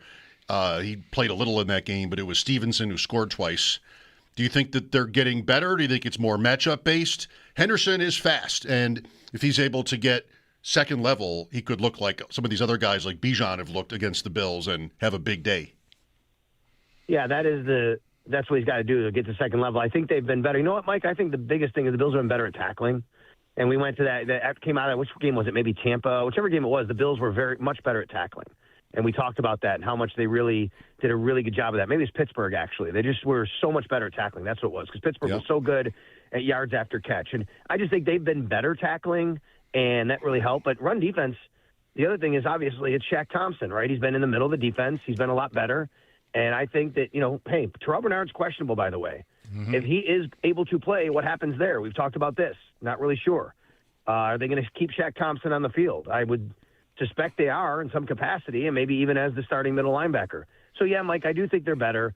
I know Travion Henderson has popped, as you say. He is still more of a home run threat than a get 4 yards guy. That's more Ramondre Stevenson. So, yeah, you do have to watch out for him busting one loose, but I don't think that's the kind of guy that they're just going to keep pounding at you all game, and the Bills have to be, thinking about 5 yards a pop here, and then all of a sudden he's going to break one. I think it could happen at any time. Mm-hmm. My first thought on it, on if Bernard is active and can play, Sal, is that maybe we see some degree of a timeshare, not unlike what we saw initially. I think Poyer has been on the field more than Hancock, and overall I think he has been, but mostly that was run down expectation versus pass down, and maybe the same thing could happen with Shaq Thompson and Terrell Bernard, but I'm almost reluctant to take Thompson off the field ever at this point, which I know might sound crazy because he was not a guy that anyone was, I didn't say anyone, it certainly was not a guy I was super excited about when they signed him, and it seems like he's really, this is like the third time in a row I've brought him up to you, I think, during these visits with you. Like, he's become an important player, yeah. I mean, he's changed the defense. The whole middle of the Bills' defense is different than the last time these two teams played. First, you have Shaq Thompson playing middle linebacker. I mean, Matt Milano had just come back. I think he had missed games here. Dorian Williams wasn't around, but at safety, too, guys. Like, the safety position has changed a lot since these two teams have played. That was Taylor Rapp a lot. That was Cole Bishop more down in the box. Now you got Poyer down in the box and Cole Bishop playing a little more center field. You're a little more athletic back there. And you got Poyer down there as your guy that can come up and, fill in on those run fits. And I just think the Bills are more equipped now than they were then in the middle of the field based on all of that. As far as Terrell Bernard is concerned, could you see a timeshare? I guess so, and it would probably be that, right? It would be, okay, Shaq on rundowns, Terrell Bernard on passing downs. I mean, at practice this week, he had a really big brace on his elbow, so we're not sure right, if he's going to play, right? But if they're going to run at you, you need Shaq Thompson, I think, on the field right now for everything he's done. But I don't think it's wrong to, if you have Bernard ready to go and healthy, that he could go on the field and be more of an athletic linebacker and play in space when they need him to in those situations. Caller earlier brought up the thing about how if you're playing a team, it's a big game, but not the highest of stakes. You might see them again. Do you, whatever the word you'd want here is to do, simplify or just hold some stuff back? Anything like we were. The 1969 Chiefs were brought to our attention earlier today as an example of a team that did this, and it was kind of a cool comparison. Do you give that any respect? No, I don't think you hold stuff back. I think you just find new stuff if you play them again. Really, it's not like you have stuff you're not going to use, unless if the game gets 2-score game, you don't have to dip into that bag. But I think you see them again, you figure out new wrinkles and everything you've been doing. The Bills need to win this game. The Patriots want to win this game to win the division. They still need to win this game. It's a big game. I'll say this, though. I've done a lot of Boston area media this week. My gosh, are they treating it like it's a monstrous game over there compared to, I think, Bills fans know it's an important game. You want to stay, and you don't want them to be celebrating. I think a lot of Bills fans are kind of, I'm not going to say resigned, but understand it's unlikely they're going to win the AFC East. So, okay, you're going to get a wild card. Still make sure you win some games here. You'd love to go there and prevent them from doing it. It is the Patriots. It's a big game. All those kinds of things matter. But, man, in Boston, it just feels like every time I go on one of these shows, it is just this massive game. And, like, even today, I'm on a TV station with them this morning. They're like, is this the passing of the torch from Josh Allen to Drake May? Like, Josh Allen's 29, like passing the torch, right? Like, I don't know. I mean, this is the way sports are supposed to be. I think what happens is we live in this AFC East bubble where the Patriots owned it for 20 years outside of a year, and then the Bills owned it for 5 years. That is so abnormal in sports. You know what's normal? What's happening in the NFC North right now, right? Like, that's normal. Every year, it could be the Packers or now the Bears, the Lions. Like, passing the torch, no. I think it's significant, though, that they have a quarterback, you have a quarterback, and they're going to be battling for the next few years. It sounds like you might get snow. Can you remember a Bills game in Foxborough where it was snowy? No. I actually thought about this today, and I can't. I think maybe once or twice we got a tiny bit of flurries, but nothing stuck on the ground. No, and the funny thing is the Bills have played there in December quite a bit, actually, in my time as the sideline reporter. I think I love going over there in December and that time of year up in New England. So I know that, and know that I cannot remember a game in the snow there. I remember an OJ game I mean, so we're going way, way, way, way, way back. I don't remember the year, but I remember snow falling on the field at Old Schaefer Stadium. Okay. Not piled up, nothing like we saw with Cincinnati, but there was snow and maybe snow piled up. On the sides, but what about the game you and I went to? We didn't know each other, but in '89, right? You were at that game, it right? was cold, it was but freezing. no snow. Yeah, I don't remember it snowing. The Bills lost there in '89. The one where Bulldog forgot his tickets on the way there. Yes, that is the one. Yes, it was I'll like tell you, halfway from New Haven to Boston. Like, oh my God, they're on. I can see them on the refrigerator behind a magnet. it wasn't snowy there, but I was a freshman in college. And there were like 4 of us who wanted to go to Foxborough. And I was the one who had Wednesday off. I had maybe one class on Wednesday morning or something. I was the one who was free to go to Orchard Park to buy the tickets. That's where you had to get them, I guess. And it was a snowstorm. That was my first time driving in like real snow. And it wasn't my car. And I was alone. So just 18 years old, drifting through... Mile Strip and Abbott to get to the stadium. Fond I've memories. never been to Schaefer Stadium. Isn't that the one though that they had the logo, the Patriots, like on the outside of the end zone, not in the inside of the end zone? Oh, okay, maybe. I don't remember. I think they did that. Like they had it said Patriots, but it wasn't actually in the end zone. It was like outside the boundary of the end zone by the goalpost. Correct me if I'm wrong, but the last game at that stadium was the tuck rule, and it snowed that night. That was the last game ever at that stadium. They went to Pittsburgh the next week, won the Super Bowl, and then opened the new place, I think. I think that's right. All right. Sal, thank you. Enjoy your trip. All right, guys, you got to have a great weekend. There you go. That's our dude, Sal Capaccio, on the Wester Hotline. His appearances are brought to you by New York's only outlet liquor. When you need to stock up, it's the place to buy a case. What's your outlet? I love the 1969 Chiefs drop earlier. If every day some random old team just came up, somebody called in about something, I would love it. And here again, my thing, I can't believe it. 14 games, 47 takeaways. And they had 38 of their own or something. And the Super Bowl champs. Right. What was going on? Why were teams fumbling every other possession in games in the 60s and 70s? There's a Chiefs game from 69 against Houston that I have up that the Chiefs won 24-0. Well, of course they did, Bulldog, because they took the ball away 9 times. And they had 7 turnovers themselves. 9 times. You're still going for that. Yeah. They had 7 turnovers themselves. 16 turnovers in the game. In October. It probably wasn't a blizzard or something. Yeah. Just what was going on in those years? Well, no gloves. We know that. No gloves. That's right. Maybe that affected the running backs too. Football Friday, Mike Schopp and the Bulldog here at 803-0550. Your thoughts on Sunday's matchup are welcome. We will have picks at 6. The Sabres are off tonight. Mike Schopp and the Bulldog, WGR.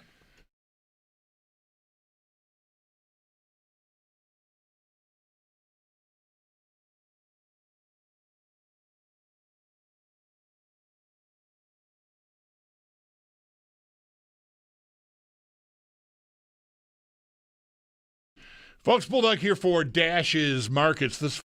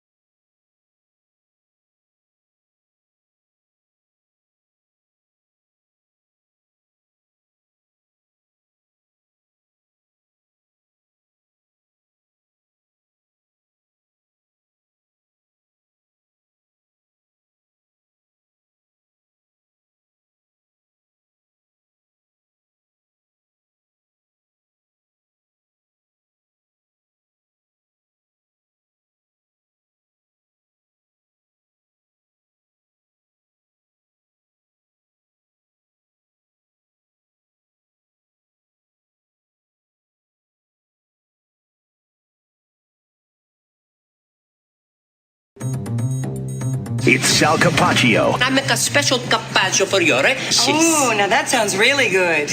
Oh, you like? Hey, get away from my wife with that. What's the matter, carpaccio no good? What do you do now? They don't like a carpaccio. They like carpaccio. On WGR. I make a carpaccio for you. Sports Radio 550.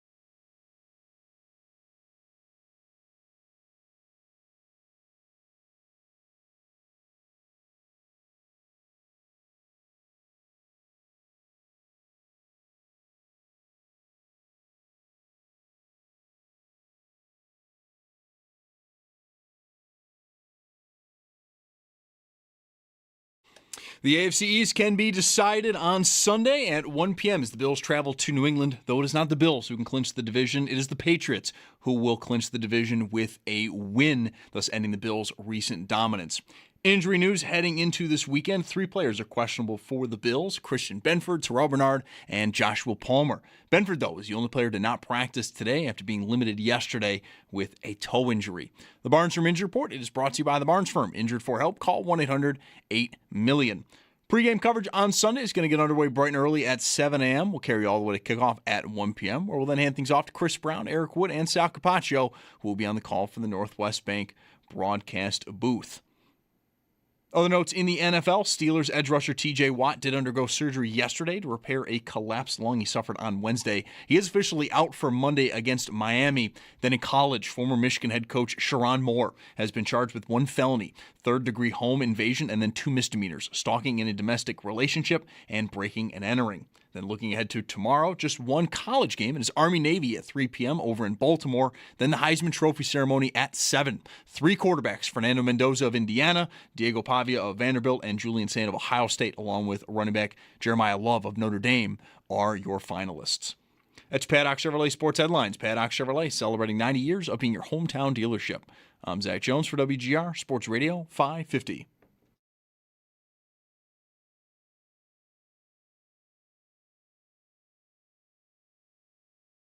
They're a really good football team. If we go back and we can say we turned it over, I think 3 times that game, you're not going to win many football games doing that. We got to have all hands on deck, and we're going to need everybody this week. Josh Allen, it's making the rounds on social media that his wife is expecting.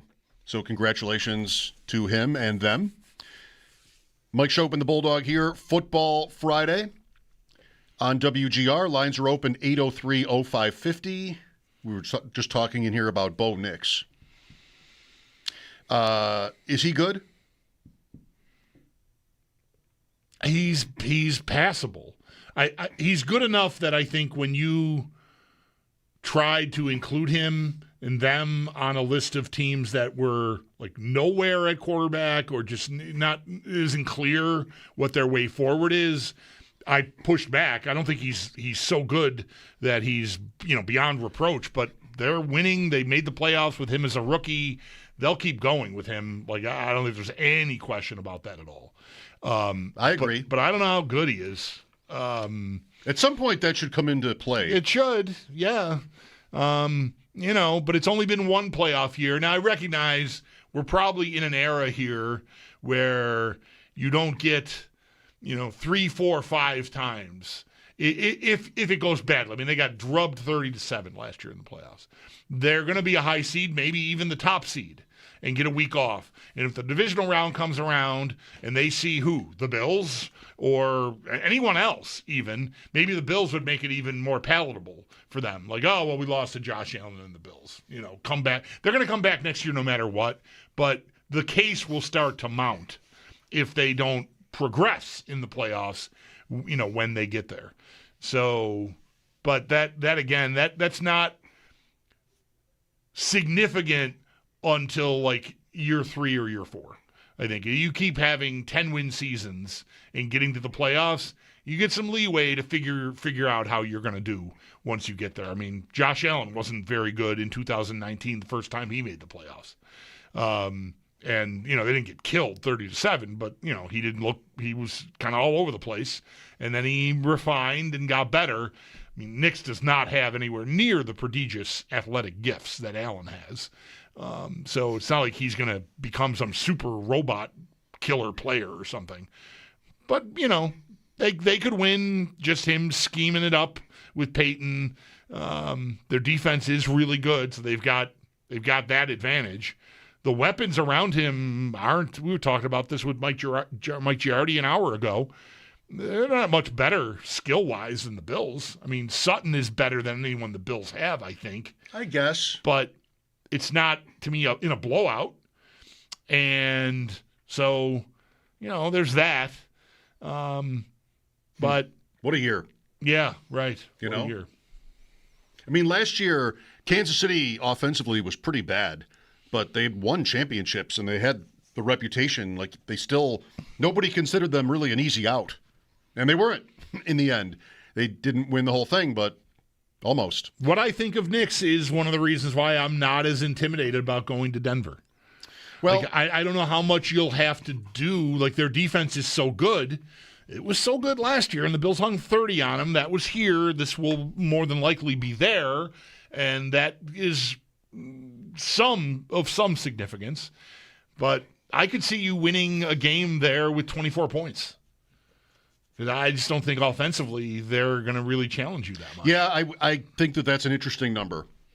If the Bills played in Denver this week, what would the total be? What would the spread be? So Green Bay is in Denver this week, and Denver is an underdog. The Patriots and Broncos, the two 11-2 teams, each on 10-game winning streaks, are both home underdogs. That's 2.5 and 42.5. So that's easy math, 22.5 to 20. The Denver's implied total is 20 points against the Packers. It might be a little higher against the Bills. Right. The Packers have a little more respect, I think, defensively than the Bills have. And the Bills-Patriots total is, I think, 49 and a half. So you've got the Bills expected to score 25 and a half points. The Broncos expected to score 20, maybe high 40s, but 24, you want to think that gets it done. All these teams, I started to say it, like Kansas City had issues last year, but they were the Chiefs, and everybody talked about how like you still have to knock them off. Like they were clearly the team to beat, and the one last year.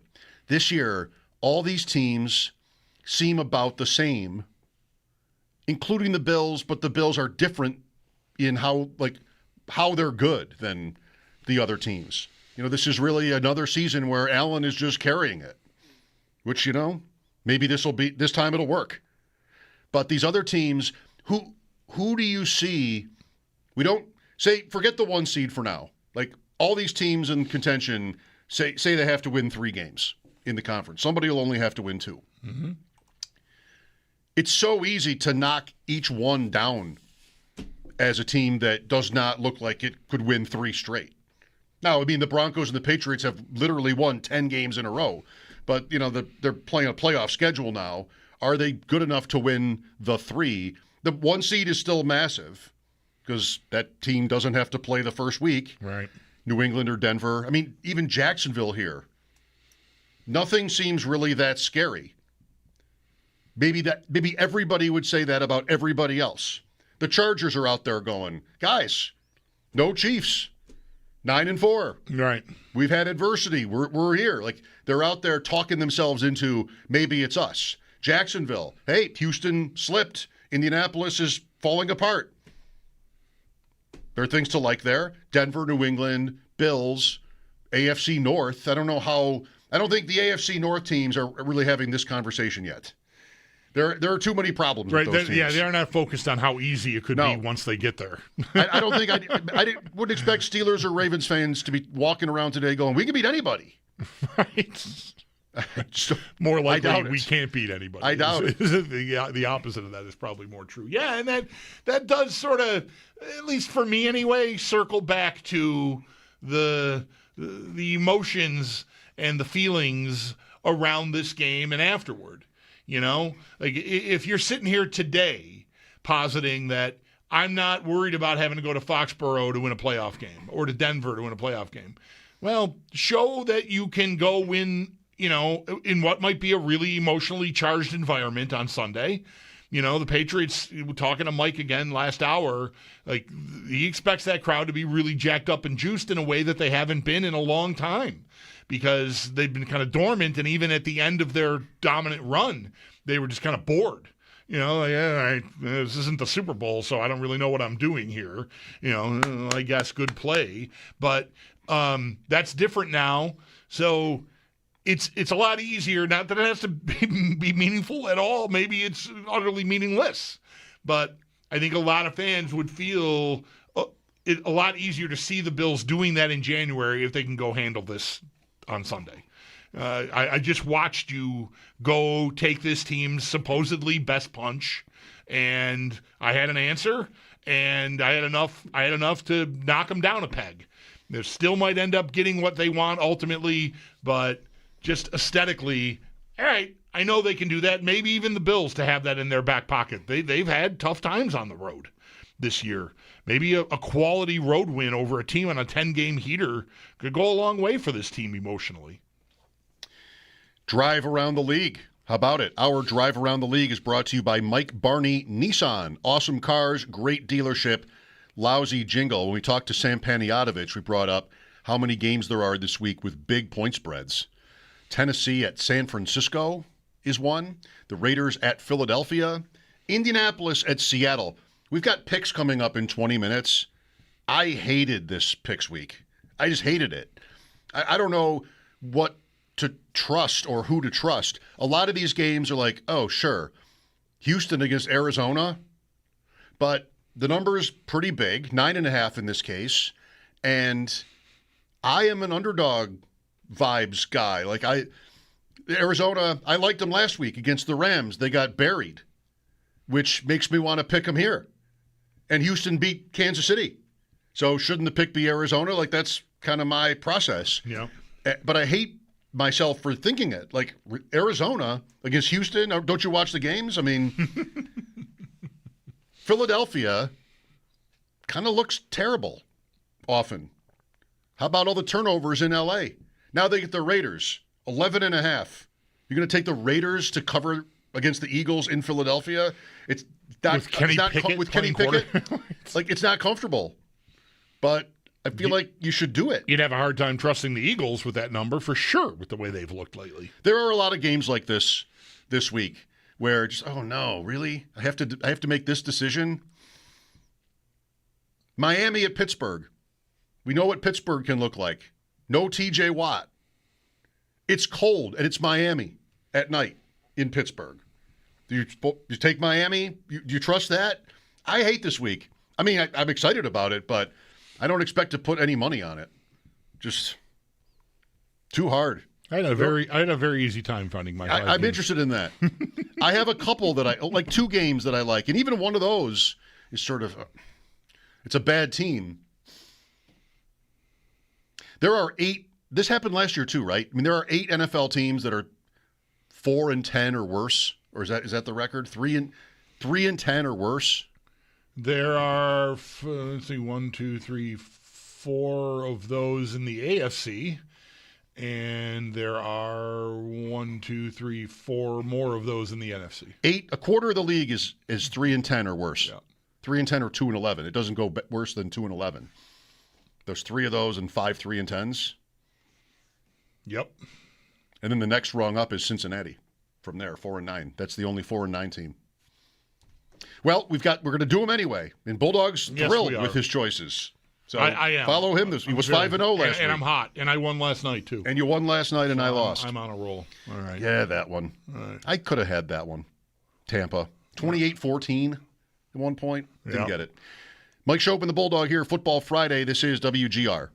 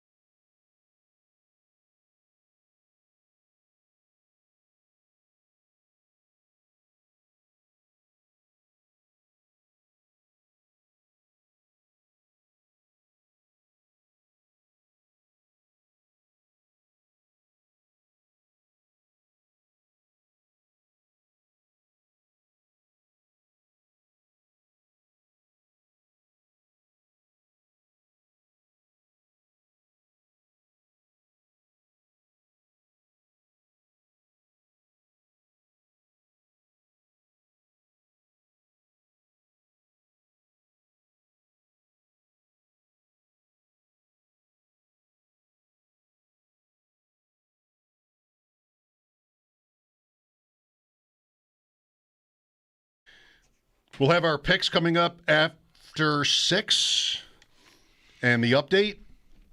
Mike Schopp and the Bulldog here. The Sabres have won their last 2 and did so last night in incredible fashion, winning in regulation on the road. Their first such win this season, holding on despite being badly outshot by the lowly Canucks. But a win is a win.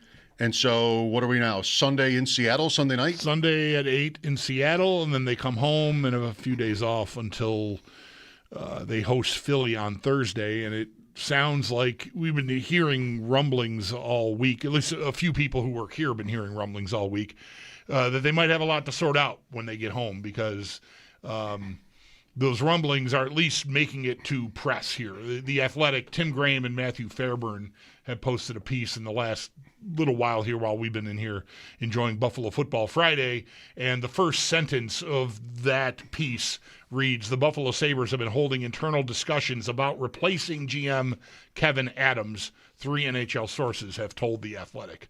So they feel confident enough to go to press with that. They write here that the Sabres, via a team spokesperson, declined to comment on the matter and that they contacted Adams by a text message on Friday, and he did not reply. So, does it say whether he's read it? They did not. They Get did that little not. check mark? Yeah, I don't know. I can't. Read tell by you. Kevin. They're just getting. Are they just getting the 3 dots? I don't know. Oh, the 3 dots. Just like start to. You don't even really mean to start to respond, right? And then just forget it, and then try the again. 3 dots are always there. You ever had the dots come and go? I get that a lot with my buddy John Gale. We'll often text back and forth in the evenings or in early mornings, and waiting for anyway. So that's been, like I said, it's been kind of kicking around all week. No one here, as far as I know, has had enough firmly to go to air with it, but apparently the folks at The Athletic, Tim Graham and Matthew Fairburn. It'd be wild if Kevyn Adams wrote the story. Right, that would be very, very strange. Did not comment on it. Right. So don't be surprised if some heavy stuff goes down on Monday. I just think it's so interesting that, to my knowledge, none of the national guys have touched it. Right. And it's been what Twitter has been talking about here for almost a week.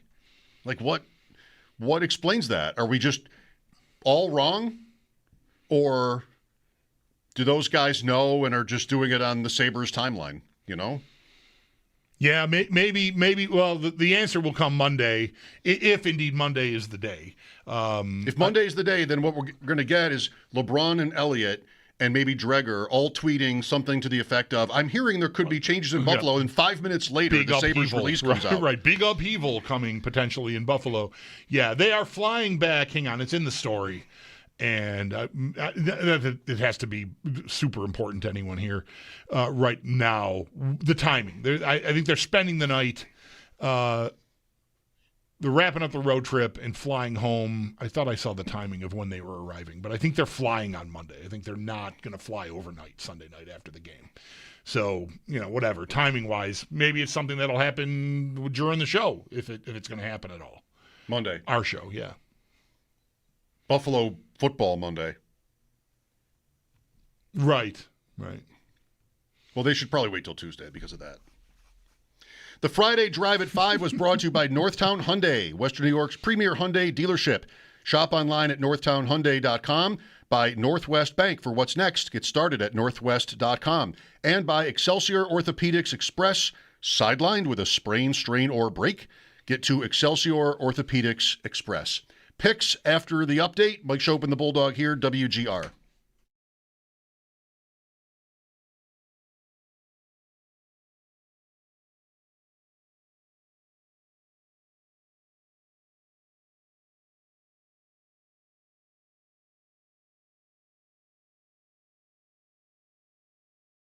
Mike Schopp for Paul.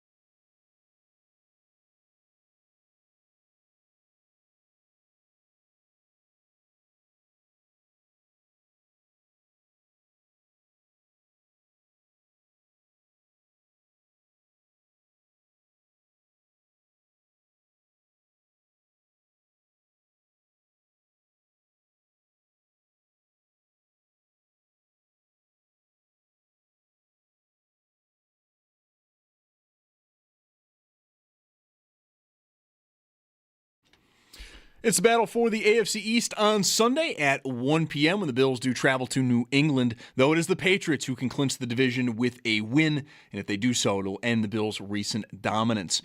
Looking ahead, though, to Sunday, especially in the injury report from Buffalo, it's 3 players who are questionable: Christian Benford, Terrell Bernard, and Joshua Palmer.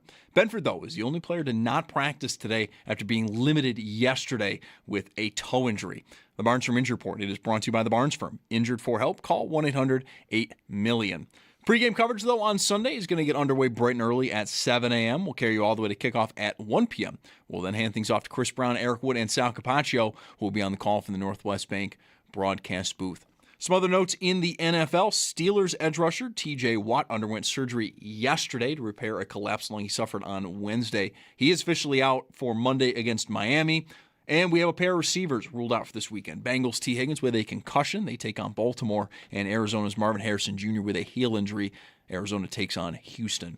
Then over in college, former Michigan head coach Sherrone Moore has been charged with 1 felony, third-degree home invasion, and then 2 misdemeanors, stalking in a domestic relationship and breaking and entering. Then looking ahead to tomorrow, just 1 game in college. It is Army-Navy at 3 p.m. in Baltimore and the Heisman Trophy ceremony at 7 p.m. 3 quarterbacks, Fernando Mendoza of Indiana, Diego Pavia of Vanderbilt, and Julian Sain of Ohio State, plus running back Jeremiah Love of Notre Dame are your finalists. This holiday season, we're kicking off Mission Give Where You Live to benefit Buffalo City Mission, powered by NYSEG. Now through December 19th, you can donate brand new sweatshirts, sweatpants, hats, gloves, scarves, and non-perishable food items to help keep our community warm and fed. Just stop by any Dash's Market location and drop your donation in the Mission Give Where You Live donation bin. And want to donate online, you can also give through the Buffalo City Mission Amazon wish list. It is sponsored by the Barnes Firm and Dash's Market. Get all your details at WGR550.com. That's Paddock Chevrolet Sports Update. Paddock Chevrolet celebrating 90 years of being your hometown dealership. I'm Zach Jones for WGR Sports Radio 550.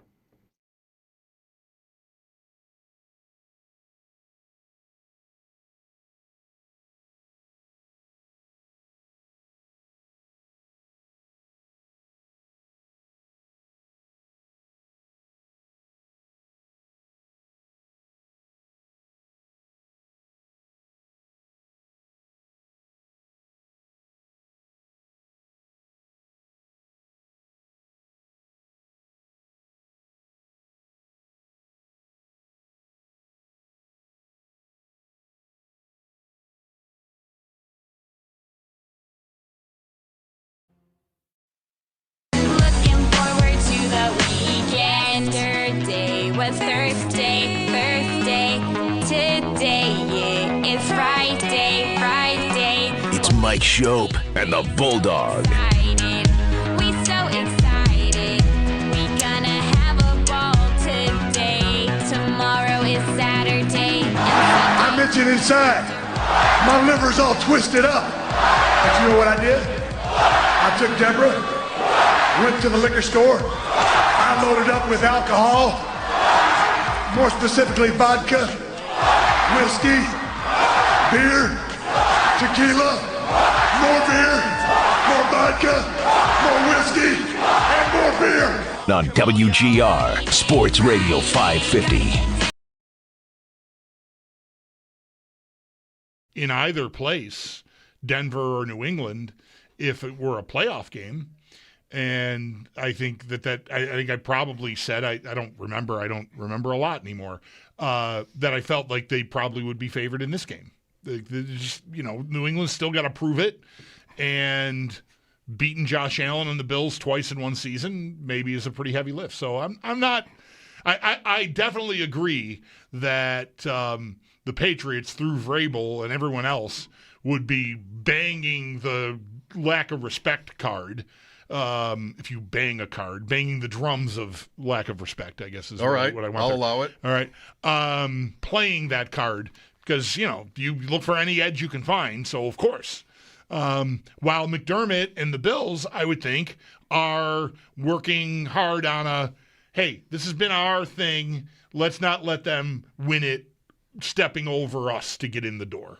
If they can get it another way that's out of our control, let's control what we can control, not let them have T-shirts and hats in a game that we played in. What's tough is if you advertise your perception that you're not getting enough respect and then you lose, well, did you deserve it? Right. Like, you kind of have to follow through. I mean, it's a motivational tactic, I know, but when you do that and you don't win, you put yourself in a you spot. look like yeah, like a stiff. I miss playing cards. I never play cards anymore. It's not a part of my life at all. We don't have like couples friends that play cards and come over and do that. One time, because I used to be an avid card player, that was back, in college, and then it was poker, and I just loved it. And I still would say that I love it, but I never do it. One time when my son might have been in first grade or second grade, I taught him blackjack. And then you just give him like a roll of quarters or something. I remember you talking about that on the show. Yeah, he might have been like 6. Right. And I taught him blackjack. Like, these are all the rules and the strategies and everything like that. And he sort of got some of it. And then I got a call like a week later that he was playing blackjack in the cafeteria at second grade. And like, this is one of my favorite stories. We can't have that. Yeah, no. Like, why not? We can't have the kids. We can't have second graders gambling at lunch. Mm-hmm. They're probably gambling with their food, even if they're just gambling for Hostess fruit pies. It's just not. No, we can't have have not that. Where you want to be. I'm like, well, that seems fair. Yeah. So after that got out at home, like, well, I guess that's going to have to stop. No, but we still play board games, but it's never like. It's a good thing to teach your kids. My Owen learned how to play poker because he was a hockey player. And there were a lot of 12-hour bus rides, and, that's just that's how it's going to be, right? I never taught him because I never learned. I still don't really know how to play poker. Mm-hmm. Like, I could not walk into a room and oh, hey, there's a chair open. Come on and sit in. Like, I just never played. I was around, parties where guys and girls were playing, but I never did. And it's not, my dad never taught me. They played like Michigan rummy and gin rummy, hearts and stuff like Love that. Hearts. And we've done that with our kids. Gin rummy is a game that the four of us have sat around on vacations. Used to do this at the cottage when we had that place in Canada, and other trips we've gone on that were, like woodsy retreat type, cabin type vacations. Those places usually come with a deck of cards. Yep. Right. So, but that's the extent of my card playing. So I can't say I missed it because I never really did it. We play hearts with my wife's brother and his wife when they come up, but they live in Florida. That's the only time we ever do. Brad Ryder took me to one of his poker games a couple of times. Maybe the first time he did, I knocked him out the first hand. Like that's a way to not get invited back. I had jacks. So I'm just going to bet it because I probably have a pretty good hand. If somebody comes way over the top of me, I'm going to see what happens with these jacks. Yeah. Maybe hit one on the flop and then kind of like, okay, you're going to lose now. Listen to you with all the lingo. You're on the flop. You're going to lose now. Mr. Rounders over here. You must be kicking yourself. Bad judgment. A lot of acclaim for your Rounders reference on Postgame last Sunday. What was it? I heard from friends the Oreos. I don't know the movie well enough to know it, but I had numerous friends who were just not that you were lagging in their likability rankings, Thank but you. it did. I'm starting to wonder. It boosted you in their views. Well, I've seen 5 movies. Right. Fletch. Rounders. Fletch 2. Fletch Lives. Tootsie. Willy Wonka. Citizen Kane. That's kind of like my whole list. We're done. Yeah, that's it. All the President's Men. Okay, time for picks. And what if I did do it? Even though I admit to nothing and never will. What does that make me? And I'm not here just defending myself, but all those pickers out there who've been caught. Each and every one of them. Who has to suffer the shame and humiliation because of people like you. It's Mike Schopp and the Bulldog. Are we not human?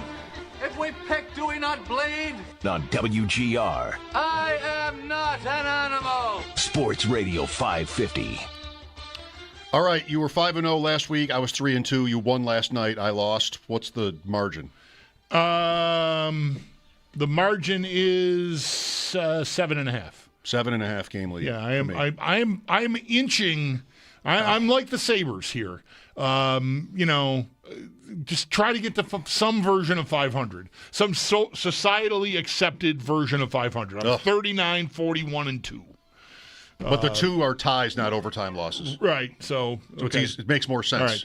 You're 46, 32, and 3. That's where we're 46, 32, and 3. All right. I kind of only like 3 games, but I'm obligated to pick 5. I like Green Bay. Pick 1 in Denver. -2.5. The Packers can be kind of screwy. Like, they lost the game in Cleveland. They've lost to Carolina at home this year. Although maybe not that's not that bad. But this is the numbers talking to me. Denver's won 10 games in a row at home.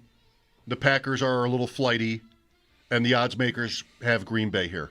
And the pressure, the points, are on that side of it. So I'm just going to, I read it that way. I'm going to trust that. Mm-hmm. And less than a field goal, I'll take Green Bay at Denver. We should want it. Pick 2. This one feels a little bit like a sucker pick, I admit, but I'm doing it anyway. I'm taking the Giants minus the same 2.5 at home against Washington. What I don't like about it is that Washington just came off, 31-0 at Minnesota? Just completely inept. That's a buster spot, but I just cannot see Washington, really either side of the ball, having a good day here. I know it's the Giants. Interim coach. But you've got Dart back. I think both these teams might really rather lose this game. I'm a little bit scared of that. I'm just going to take the Giants and close my eyes. -2.5. I will take, also using the numbers as I think maybe a clue here, the Bears. I don't know that this is a popular pick. -7.5 at home against Cleveland. Super cold day in Chicago. Will it be a day that debilitates these offenses? And when it comes to the Browns, who will be able to tell? That's not really fair. Shadur Sanders has put some numbers up since taking over. Huge numbers last week. Yeah, monster game. 350. Yeah. That's the Tennessee loss, right? Right. So, I guess I'm considering that mostly a fluke. The Bears can really run it at home, higher stakes. I'll take Chicago and try to get away with that hook there, 7.5 at home against Cleveland. So nothing especially brave here. And we'll keep that going by taking Dallas Sunday night, -6.5 home to Minnesota. Been wrong on Dallas a number of times this year. I keep liking them. Had them in Detroit, watched the game, and thought, Dallas never wins this game. But they're very live on offense. Their defense isn't as bad as it was before the season, notwithstanding what happened in Detroit. I'm very curious to see the Vikings. I talk about the Vikings every week on Matt Collar's Purple Insider podcast, but haven't seen much of McCarthy. Like, how bad is it, right? Don't we want to kind of see this game Sunday night and make a judgment? How bad is this really? It sounds pretty bad. But he's back. Maybe I get a pick 6 there and Dallas gets the cover. So that's 4 favorites. Pick 5, so as not to have 5 favorites. Even though I am holding a Carolina Panthers NFC South winner ticket, and they now lead the division by a half game, I'll take the Saints at home over the Panthers, +2.5. The Saints beat Tampa last week in Tampa like the Falcons did last night. So there's a little bit of life. Yeah, and there's Tyler Shook. I got it right. That might be the first time I've ever actually said his name the way that everyone is saying it.